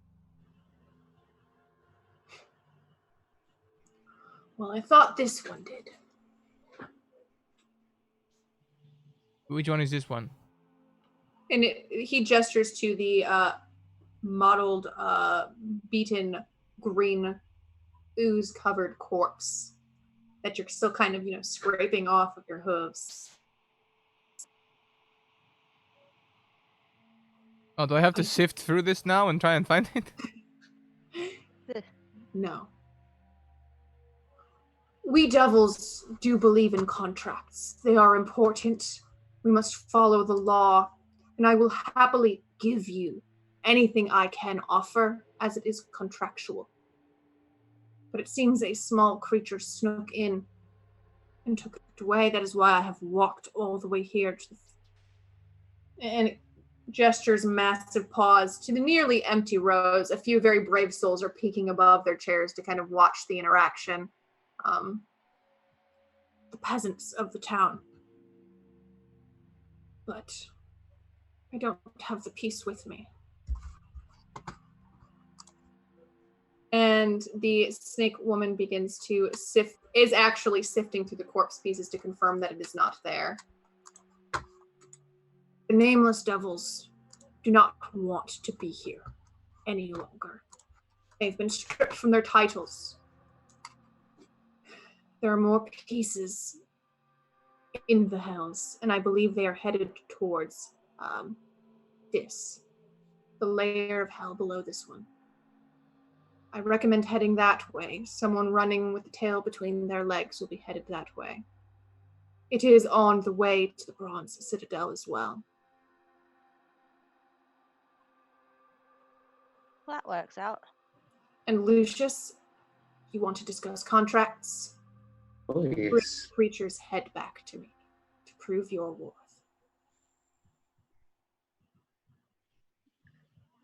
Very well. The snake woman stands up, covered in goop. And the snake face looks utterly pissed. Both of them looking to each other, back at the pit fiend, at all of you, as it's kind of doing one of these numbers to remove the excess goop from their hands. That was unnecessary. You should wear gloves next time. Yes. But you need the hands to collect souls. You have hands and gloves? You're not... They have sticky gloves, right? They're not big on gloves here. I've said in the kitchen tons of times we should be wearing gloves. Very, very Can't unsanitary. get it past management. It's very unsanitary down here. I could have sworn. I know you're very very hygienic, but I found a hair in the dwarf blood cookie that you made, and I've been saying it for 67 years. I've been saying it. It's not very good listeners, no. Right, so gloves and hairnets for hell. Right, got it. An important thing. The pit fiend hands you something, Lucius. A single dagger in the shape of what seems to be a horn. Looks like it was ripped from battle. Something that you recognize, the feeling of a horn being ripped from battle, but it's been turned into a blade. It is a purple-ish horn. You can't tell from what creature. When you find the bastard that stole from me, pierce them with that. Bring back their head. It will be my great pleasure. Now, if I were you, I would go quickly before they reach the stairway to the next plane. Right. You may take whatever is on the bodies as well. I don't. As an apology for contractuals. Yeah, I was gonna ask about that. Yeah. Like, I'm not usually one for looting, but desperate times, desperate measures. I'd like to look around the bodies. You may search through the current bodies that are there. The weird creature with the skin that drags its bony face is pulling at the first kobold, and you can approach that and search through it. This creature has many trinkets and toys, a pouch full of 10 gold. And I can send you something about the trinkets and toys later. The other creatures, the other kobolds all seem to have gold on them as well, for a total of 27 gold. And you may, and then we'll discuss about trinkets and toys for future use. Well, got fair bit of gold. How much gold was it again, sorry? A total of 26. Alrighty. How much do we want to divvy this up? How do we want to divvy this up? Well, How in need of gold are you?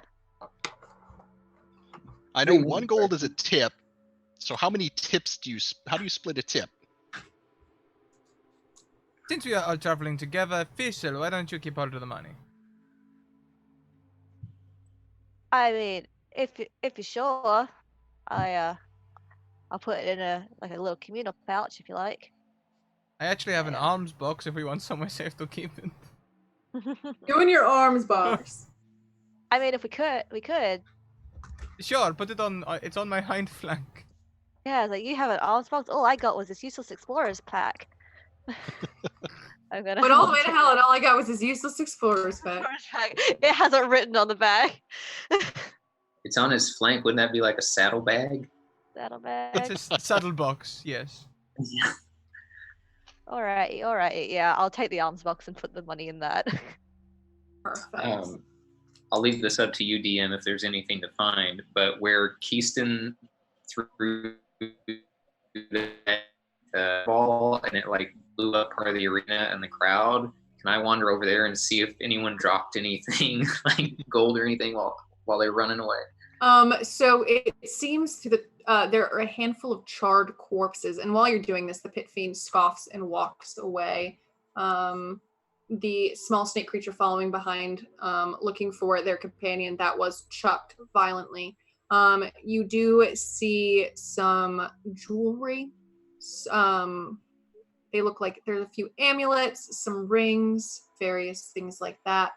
Not too many other personal effects that would not be worn, as it is so easy to steal in the Hells. But you would say that the items are worth at least 100 gold in resale value, based on the way they shine and glitter, even through the ashy mass. Glitter and shine is always fine. Yes. So I'm gonna start picking that up. I'm gonna take one of the earrings and put it on my ear that's partially cut in half, like up here. Be like, does it Perfect. make Very does it look shiny. in my eyes, huh? Nice jingle and jangle. Aha. Will look very pretty. Oh, coming from you, that is very nice. You're the only kind of you that I've ever met, so you're the prettiest centaur I've ever seen. By that logic, it makes me a lot of other things, but okay. Yeah, that doesn't sound as nice as you think it sounds. This is hell. We have double meanings for everything, right? The double speak returns. Yes. Return of the double speak. Well. What now? Did anyone actually get hurt? Like at Oh, all? I'm fine. Did anybody get hurt? No one got hurt. Oh, I did. Oh, I'm sorry. I got a big hit off of the nameless devil, but I'll be Oh, alright. yeah. I was like, just give me a tick. I'll use lay on hands on myself and heal All up. right. Yeah, you. That was some powerful spell working. Very good team combat tactics. I'm very impressed. It just means I'll have to make it harder in the future. That's right. I'm actually better than when we started because I get temp HP anytime I kill something. Whee! What can I say? I'm Alrighty. out here to make everyone feel very good. All right. All right. Lucius is all about it. Lucius, you know the direction of the Bronze Citadel, as well as the direction that Urguts was speaking of. You can lead the team in that direction. Hello. Thank you so much for the wow. Look Mirrors, at all those thank you gifts so of much. Mirrors, thank you. Hello, everyone who is subscribed now to the Scratticus Academy. Enjoy those fun emotes. Welcome to the Academy. Yeah, new subs. We're getting towards the end of the show, but if you like, you can gift advantage, which we can use going forwards. Mm-hmm. 1 per sub. Hell yeah. Very good. Excellent. See what you did there. So you can make your way in that direction. In the distance, you can see the Bronze Citadel. It is absolutely massive. It is a fortress city. where dozens of square miles of heavily defended walls, hundreds of thousands of devils live within there with war machines and troops for battle. That is where you can find an appeals court, actually, where Dan would know a very good lawyer to help someone such as Keyston that lives there. But as you pass it for the moment, you all begin to see something very strange. Is it skulls?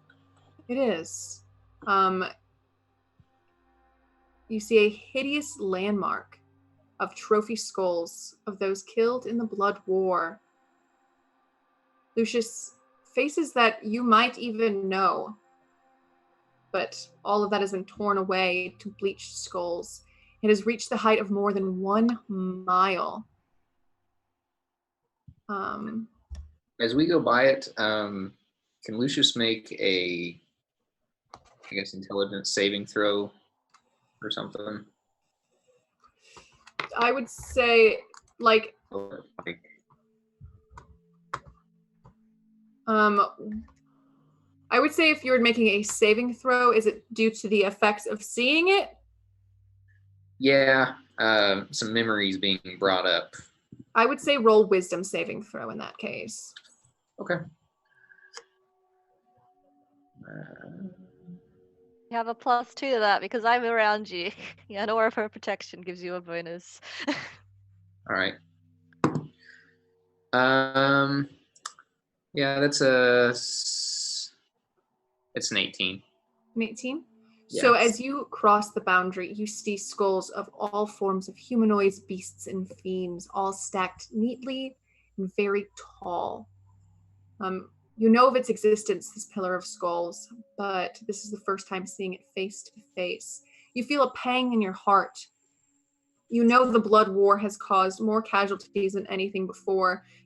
Not many fiends, devils, and demons have the sense of loss and remorse, but you know you have lost many good people in this war, and you can feel a pang in your heart as you walk by. Can I walk up to it and I know it's skulls, but can I look and see if there's any that have any features still visible that I might recognize? Of course. Roll me an investigation with advantage because I feel like you know what you were looking for. Okay. That is going to be a 20. 20. So when it comes to demons, devils, tieflings, and all fiendish creatures of the sort, horn style and horn shape and horn subsects make it very easy to tell one another apart. All horns grow differently. No two horns look the same, similar to fingerprints as well as teeth, just in a more noticeable manner. You look up and down this giant pillar, taking a pause from looking. I'm sure the rest of the party is eyes scanning for the enemy, which I will have them roll in a second. But as your eyes glaze through this, about 10 feet in the air, you do see a set of horns that look very familiar. If you could describe the feeling or the person or anything to the audience as to what you see. Thank you very much, Mirrors, for another 5 gifted subs. Thank you so much, Mirrors. Holy shit. Thank you, Mirrors. That's 64 total gift subs so far for Mirrors. Amazing. Fuck wild. So as I look up, in the back of my mind, I see another tiefling. This would have been 5 or 6 years ago, younger, with blue skin, kind of jet black hair, and I just remember sitting around a campfire with him and saying, I don't know if I will ever get home again, but I just want you to know that I'm glad that you're here with me. Mm-hmm. And I'm going to remember talking to this tiefling. Can't think of a name right now, but he's going to look at me, and I'm just going to kind of like reach out and grab his hand. And the next memory I'm going to think of is me laying on the ground, wounded and battered, and seeing his face laying lifeless next to mine, looking me in the eyes just after the light faded. And I'm going to just take the earring off. And it's 10 feet up, but I'm going to try and just like toss it up there nearby. And I'm going to like whisper in Abyssal kind of to myself. I'm just going to say, just stay here with me. I promise that I'm going to get back at that fucker for what he did.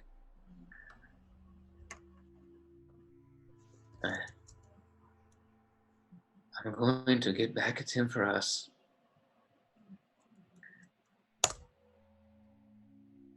I love you. Wonderful.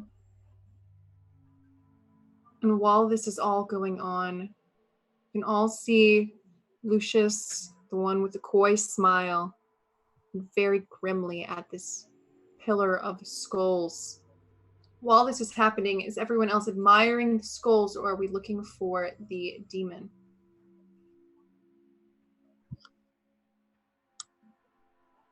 I think Thistle will.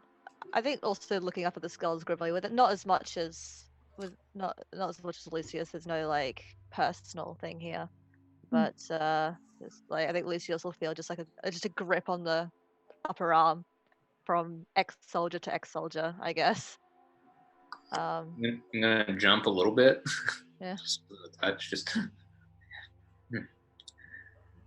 Yeah, this is quite the fun little display, is it not? They just kind of give you a half smile and a shrug before, like, come on, gotta get moving. Yes. Onward and everward, as I say. And as you onward and everward, roll me either perception or investigation checks based on how you are looking for this enemy. I will not make you, I will not decide that for you. That is entirely up to you and the kind of person your character is. Alrighty. I'm better at investigation, but I'll do perception because I think that they would do just the scan. Same. Yeah. Hey! 12 for me for perception. Okay. And I will do a quick roll for Dan just while Scrap runs off right quick. I see a +3 perception, so we'll take that one. And a 12. Excellent. So Thistle, as you pat the arm of my mouth just isn't working. So as this all happens, sometimes my brain won't do the formulation of words. You see a small creature almost looking like a massive horsefly buzzing in the direction of a large metal spire point. It is equal in size almost to the Pillar of Skulls, but it looks like the top of something, almost like an entranceway, and you can see the start of a spiraling staircase downward. And it is buzzing in that direction, and it holds a single satchel in its strange bug-like hands. Has it seen us? It has not seen you. Okay. I'm going to quietly get the attention of the party and just point them out. I think that's our thief.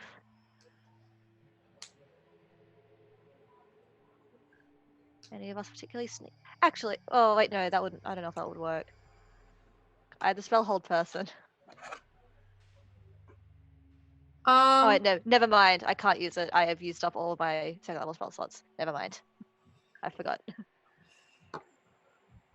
Well, Yeah, you were busy demolishing. Too busy demolishing the nameless Demolishing a devil. demon. Yeah, I might have missed it. How far away was this creature from us? Creature is about 80 feet away. Okay. Well, I bet I might be able to help lure him over if you think that's a good idea.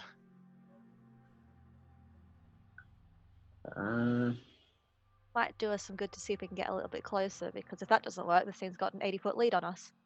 80 feet? I can get there in 6 seconds. I got It gets 2 of us there in 6 seconds if you Hoof it. hoof it. Oh. Welcome to NPC Freeze Comedy Corner. Yeah. We're here all week. Yes, I Well, could. Well, I could. Well, if they're a thief, I can move a little bit closer, and what I can do is I can use some magic, and I can put a whole bunch of fake gold on the ground, get him to look at that, and give us time to get up to him. He's flying towards this entrance, right? So he's currently moving towards this entrance, correct? Yep. It is the spire to the plane below. Right. Well, And does he have his back to us?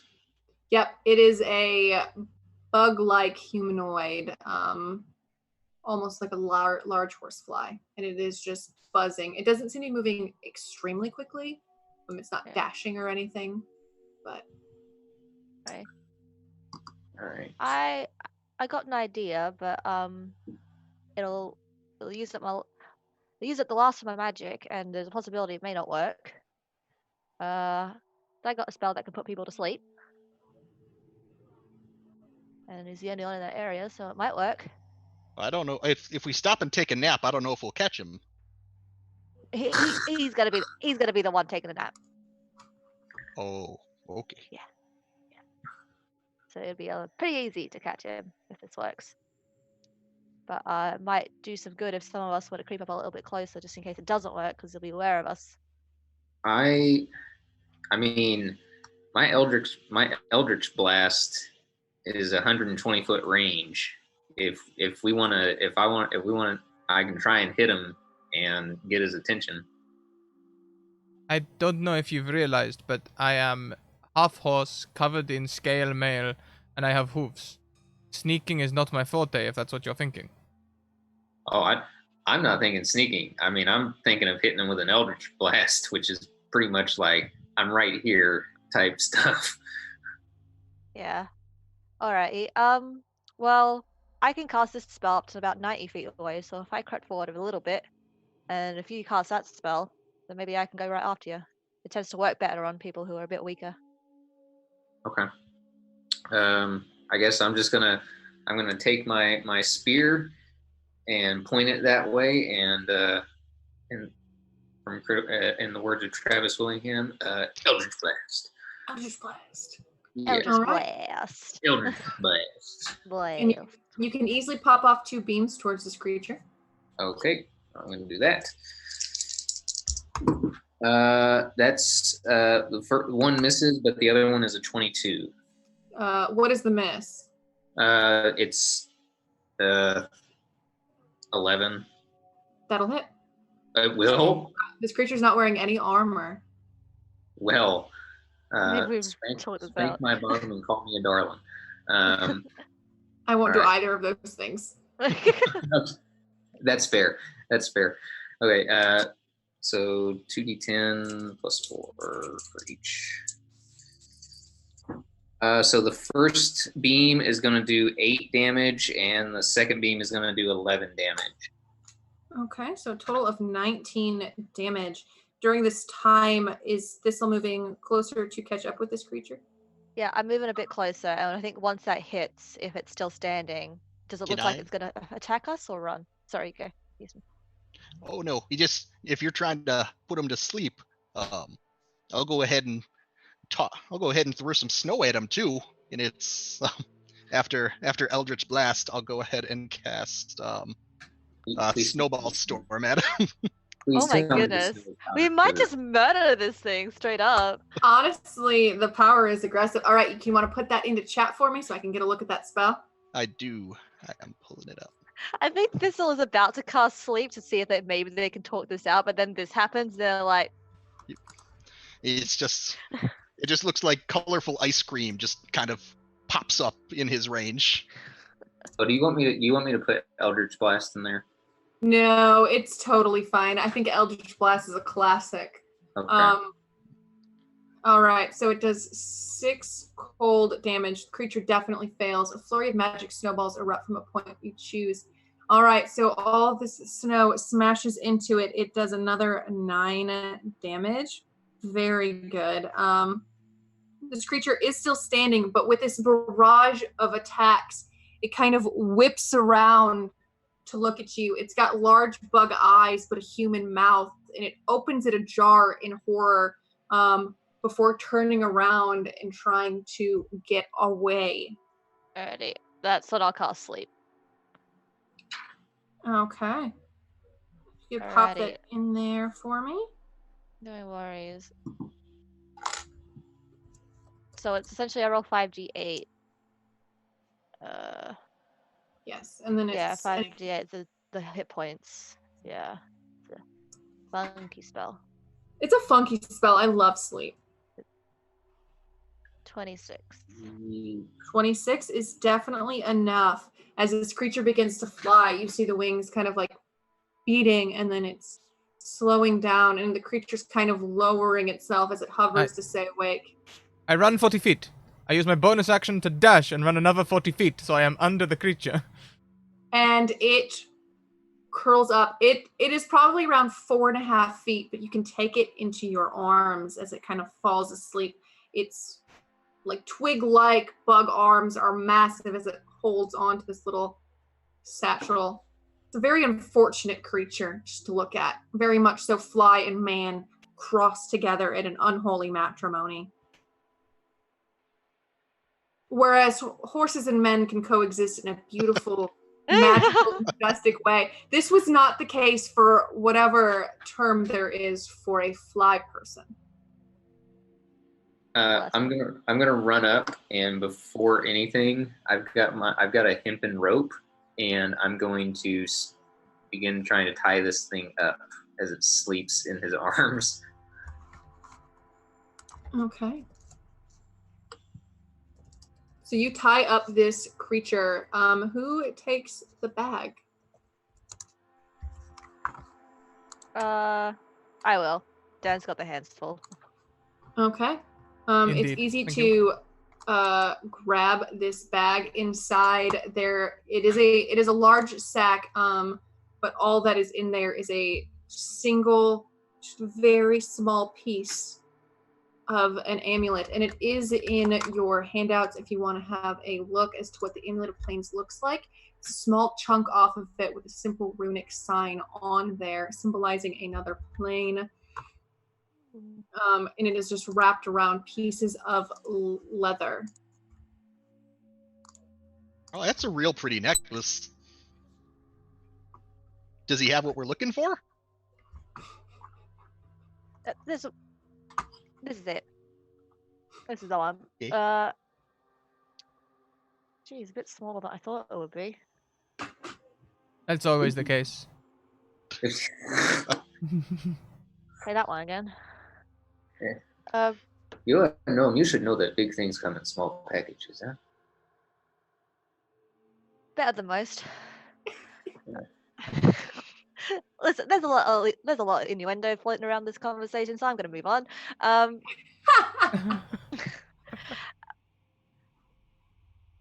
So is this really what we're looking for? Yes, I believe it fits on this. I don't know. Dan, have you told Thistle that you do have currently 2 pieces of this item? Oh, right. Yeah, I don't think I know that. I would probably pull them from my pouch. No, you see, I have these other 2.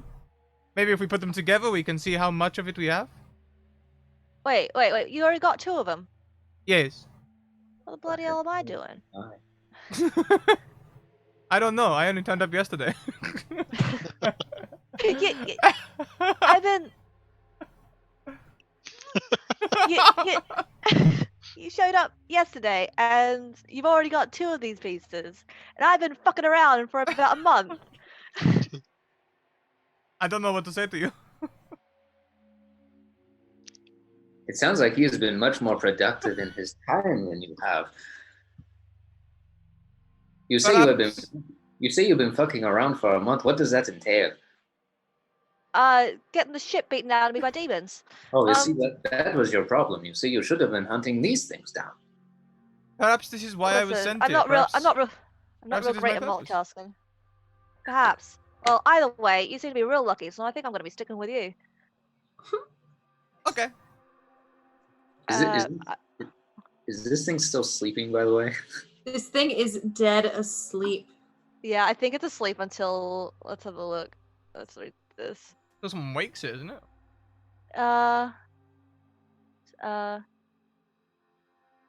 Okay, until the spell ends, the sleeper takes damage, or the sleeper someone uses the action to shake the thing awake, and the spell lasts for a minute. Yeah, So so I you've think got it'll to probably just be fading. Yeah, it'll just be fading, and this creature with a human mouth opens its bug eyes, and it squirms, and it writhes in its bondage. What? What? What? This was supposed to be a clean break. We've got a piece down south. Why do I? I'm gonna pull out the little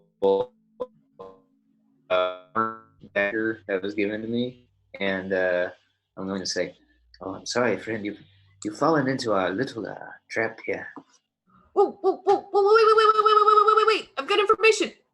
Information's valuable. Don't stab. I would. My okay. Out like to DM.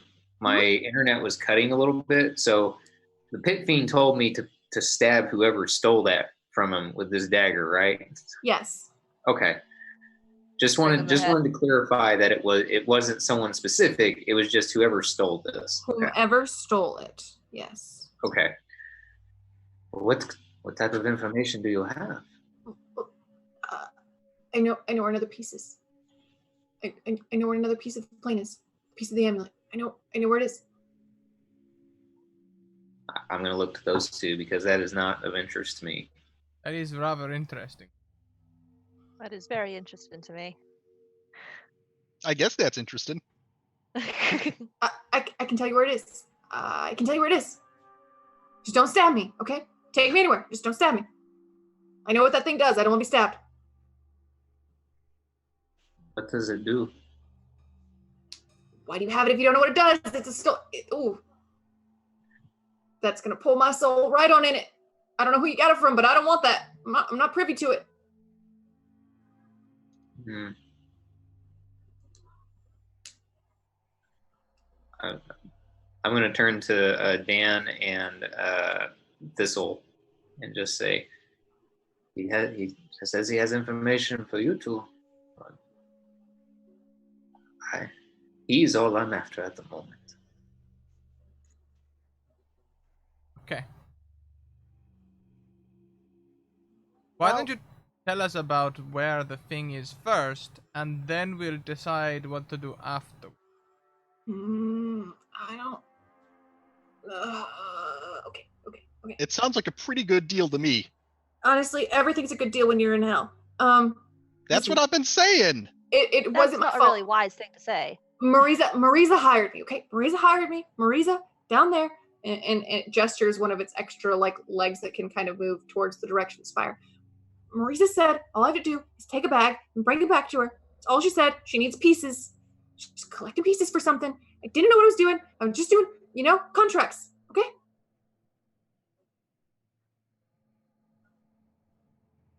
Just look to Lucius, like, well, I think that if you kill this one, it's just really shooting the messenger. Doesn't seem to be. Just got the bigger problem. You know that saying with like the Hydra heads, and you got to cut down the one that's at the core, because otherwise two more will just grow in its place or something like that. I don't know. I don't know if you have that saying down here.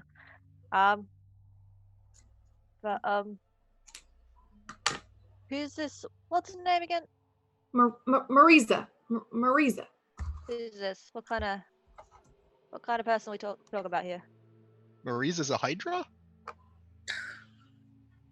It was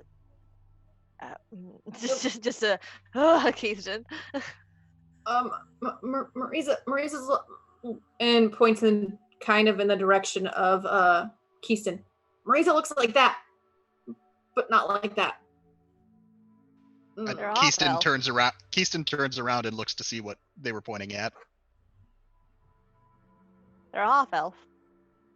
They're saying they look like you, Points. Keyston. There's no one. Points. Yeah, the ear points, the weird human things. Points, ears. Yes. And yes, don't shoot the messenger. Don't listen to whatever anyone told you. Don't shoot the messenger, okay? Listen to the little one. Little one? Who are you calling little? Now do you want me to stab the messenger, huh? Kind of goes up against everything my church has been saying, but kind of believe that everyone has a chance of redemption. That seems very wise to me. Can I, while they're having a conversation with this creature, can I do like an Arcana check or something on this dagger that I've been given, just to try and figure out what type of, like, what it might be? I won't make you roll for it. It is a dagger of soul siphoning. Okay. It is, in order to make it, it is required to take a soul to create it, probably the owner of the horn. These are used in very specific purposes, usually to take and interrogate the soul specifically in the hells. They probably, so that is what that is used for. So as we are reaching the end, I do have to ask, Lucius, do you take the soul of this creature? I'm going to look up at Thistle and at Dan, and I'm going to say, I believe you're right. Everyone has a chance at redemption. It's just my chance is not today. And I'm going to go ahead and stab down into the chest of the creature. Oh. And it seems to be a very blunt dagger. It does not seem to even make contact with the body. But as the tip of the horn hits the soul of hits the chest of the creature, its soul begins to kind of suck out of it. It begins to shrivel slightly as this energy is formed into this horn.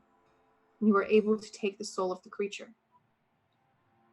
As I do it, like as quickly as I can, I'm putting that thing like in a pouch and just kind of like shaking my hand off on my shirt as I kind of like turn around and just walk away. That was morbid. Yeah.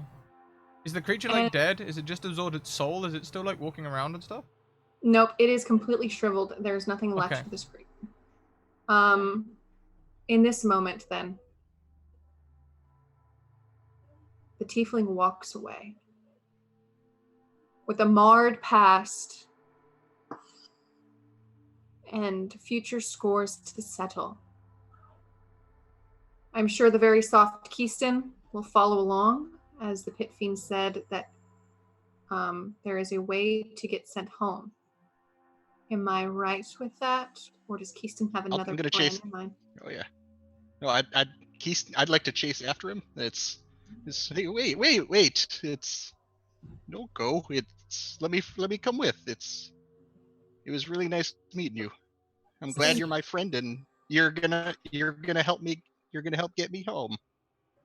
As soon as Keyston leaves, I turn to Fist and I'm like, okay, look, they both look like murderers. And you seem to be the only holy person that I've met here so far. Yeah, I think I might want to get a move on. I just kind of take this body and maybe, like, how far are we from, like, the Tower of Skulls? And just kind of, like, lean them against it. You can very easily do that as Lucius and Keyston fade off into the sunset. Keyston goes to a very dark place of war in order to meet with a very strange little tiefling with a giddy attitude and very flashy business cards in order to go home. Lucius makes his way back to the great Pit Fiend with a soul in hand. Pit Fiend smiles at him, tells him, let's discuss contracts. I too would like to see a few enemies fall, and you seem just the type. And while that happens, we have two very holy souls trapped in the hells with a direction to go and a way to leave the hells for good. Maybe. And that is where we will end, to hells and back. Yay! Well, Very well. thank you so much, Bree, Patrick, and Bobby. This has been amazing. Avery too, of course. We are right up to time this week. So let's just go around and do a quick wrap up where we say who we are, where we can find each other, and then we'll close out. So why don't we go the opposite around this time and start with Bobby? All right. Like I said, my name is Bobby Ellis. You can find me on Twitter at Bobby D. Ellis. I'm a photographer, so I have an Instagram. It's the same tag as my Twitter, and you can find my website through there. And please, you don't have to talk photography with me. I'll happily talk D&D and stuff. I'm all for it. So reach out. Love it. Thank you. Next round we come to Pat. Hi, it was so much fun playing. You can find me on Twitter as Attack-Trick. You can find me next Thursday morning at 12 p.m. Eastern Time, noon. I'm gonna be starting a campaign on the Greyhawk channel from Beyond Earth, and that's gonna be a lot of fun. You get to see me play a different type of disaster sorcerer than I played today, and I'm looking forward to it. I'm excited. I just talked to your DM earlier today. I can't wait for your guys' game. Fantastic. Well, next round we have Avery. Hello, I'm Avery. I'm at Bat Online, and I'm an artist, and I cosplay sometimes. Yeah, you can catch me on the Scratticus Academy next, because I'm also in the Dragon Age campaign that's coming up next, and I will also be on Tales from the Grim on, I think it's Monday nights ET, but it's Tuesday mornings for me. Playing Urban Shadows, where I play Evangeline, the good aware, the one mortal in our campaign. Fantastic. Thank you very much, Avery, and see you shortly. Bree! Hi guys, I'm NPC Bree, Witch Queen of the Greyhawk channel. It's always a pleasure DMing for the Scratticus Academy, one of the greatest place and safest places to play in the TTRPG community. We love Scrat, we love all of our viewers, we love the opportunity to play in these viewer games. If you want to catch more of me DMing or playing, follow me on Twitter at NPC Bree, where you can see my full schedule and all of the places I play some D&D. Thank you, Scrat. Last but not least, I guess it is the man of the hour. Of all the hours. Well, I won't do a big wrap up because I've got a bot to spam commands in chat for me. So please check out those commands as they come up. They include all the places you can buy merch. Check out our social media like Twitter and YouTube, and also Discord, where we're going to head probably after this show right now to go and have a chat about the show. So it'll be in the curriculum tab under Through Hells and Back. We can talk there. And also check out the information there about our sponsors, Bird and the Storm Publishing and Mage Hand Press. And we're very grateful because they make this all possible. We will be back in about an hour's time with Rise of the Wardens. There might be a little bit of delay because I believe Madame Gandalf is traveling. We'll see. Until next time, everyone, keep on evoking emotions. We'll see you later on.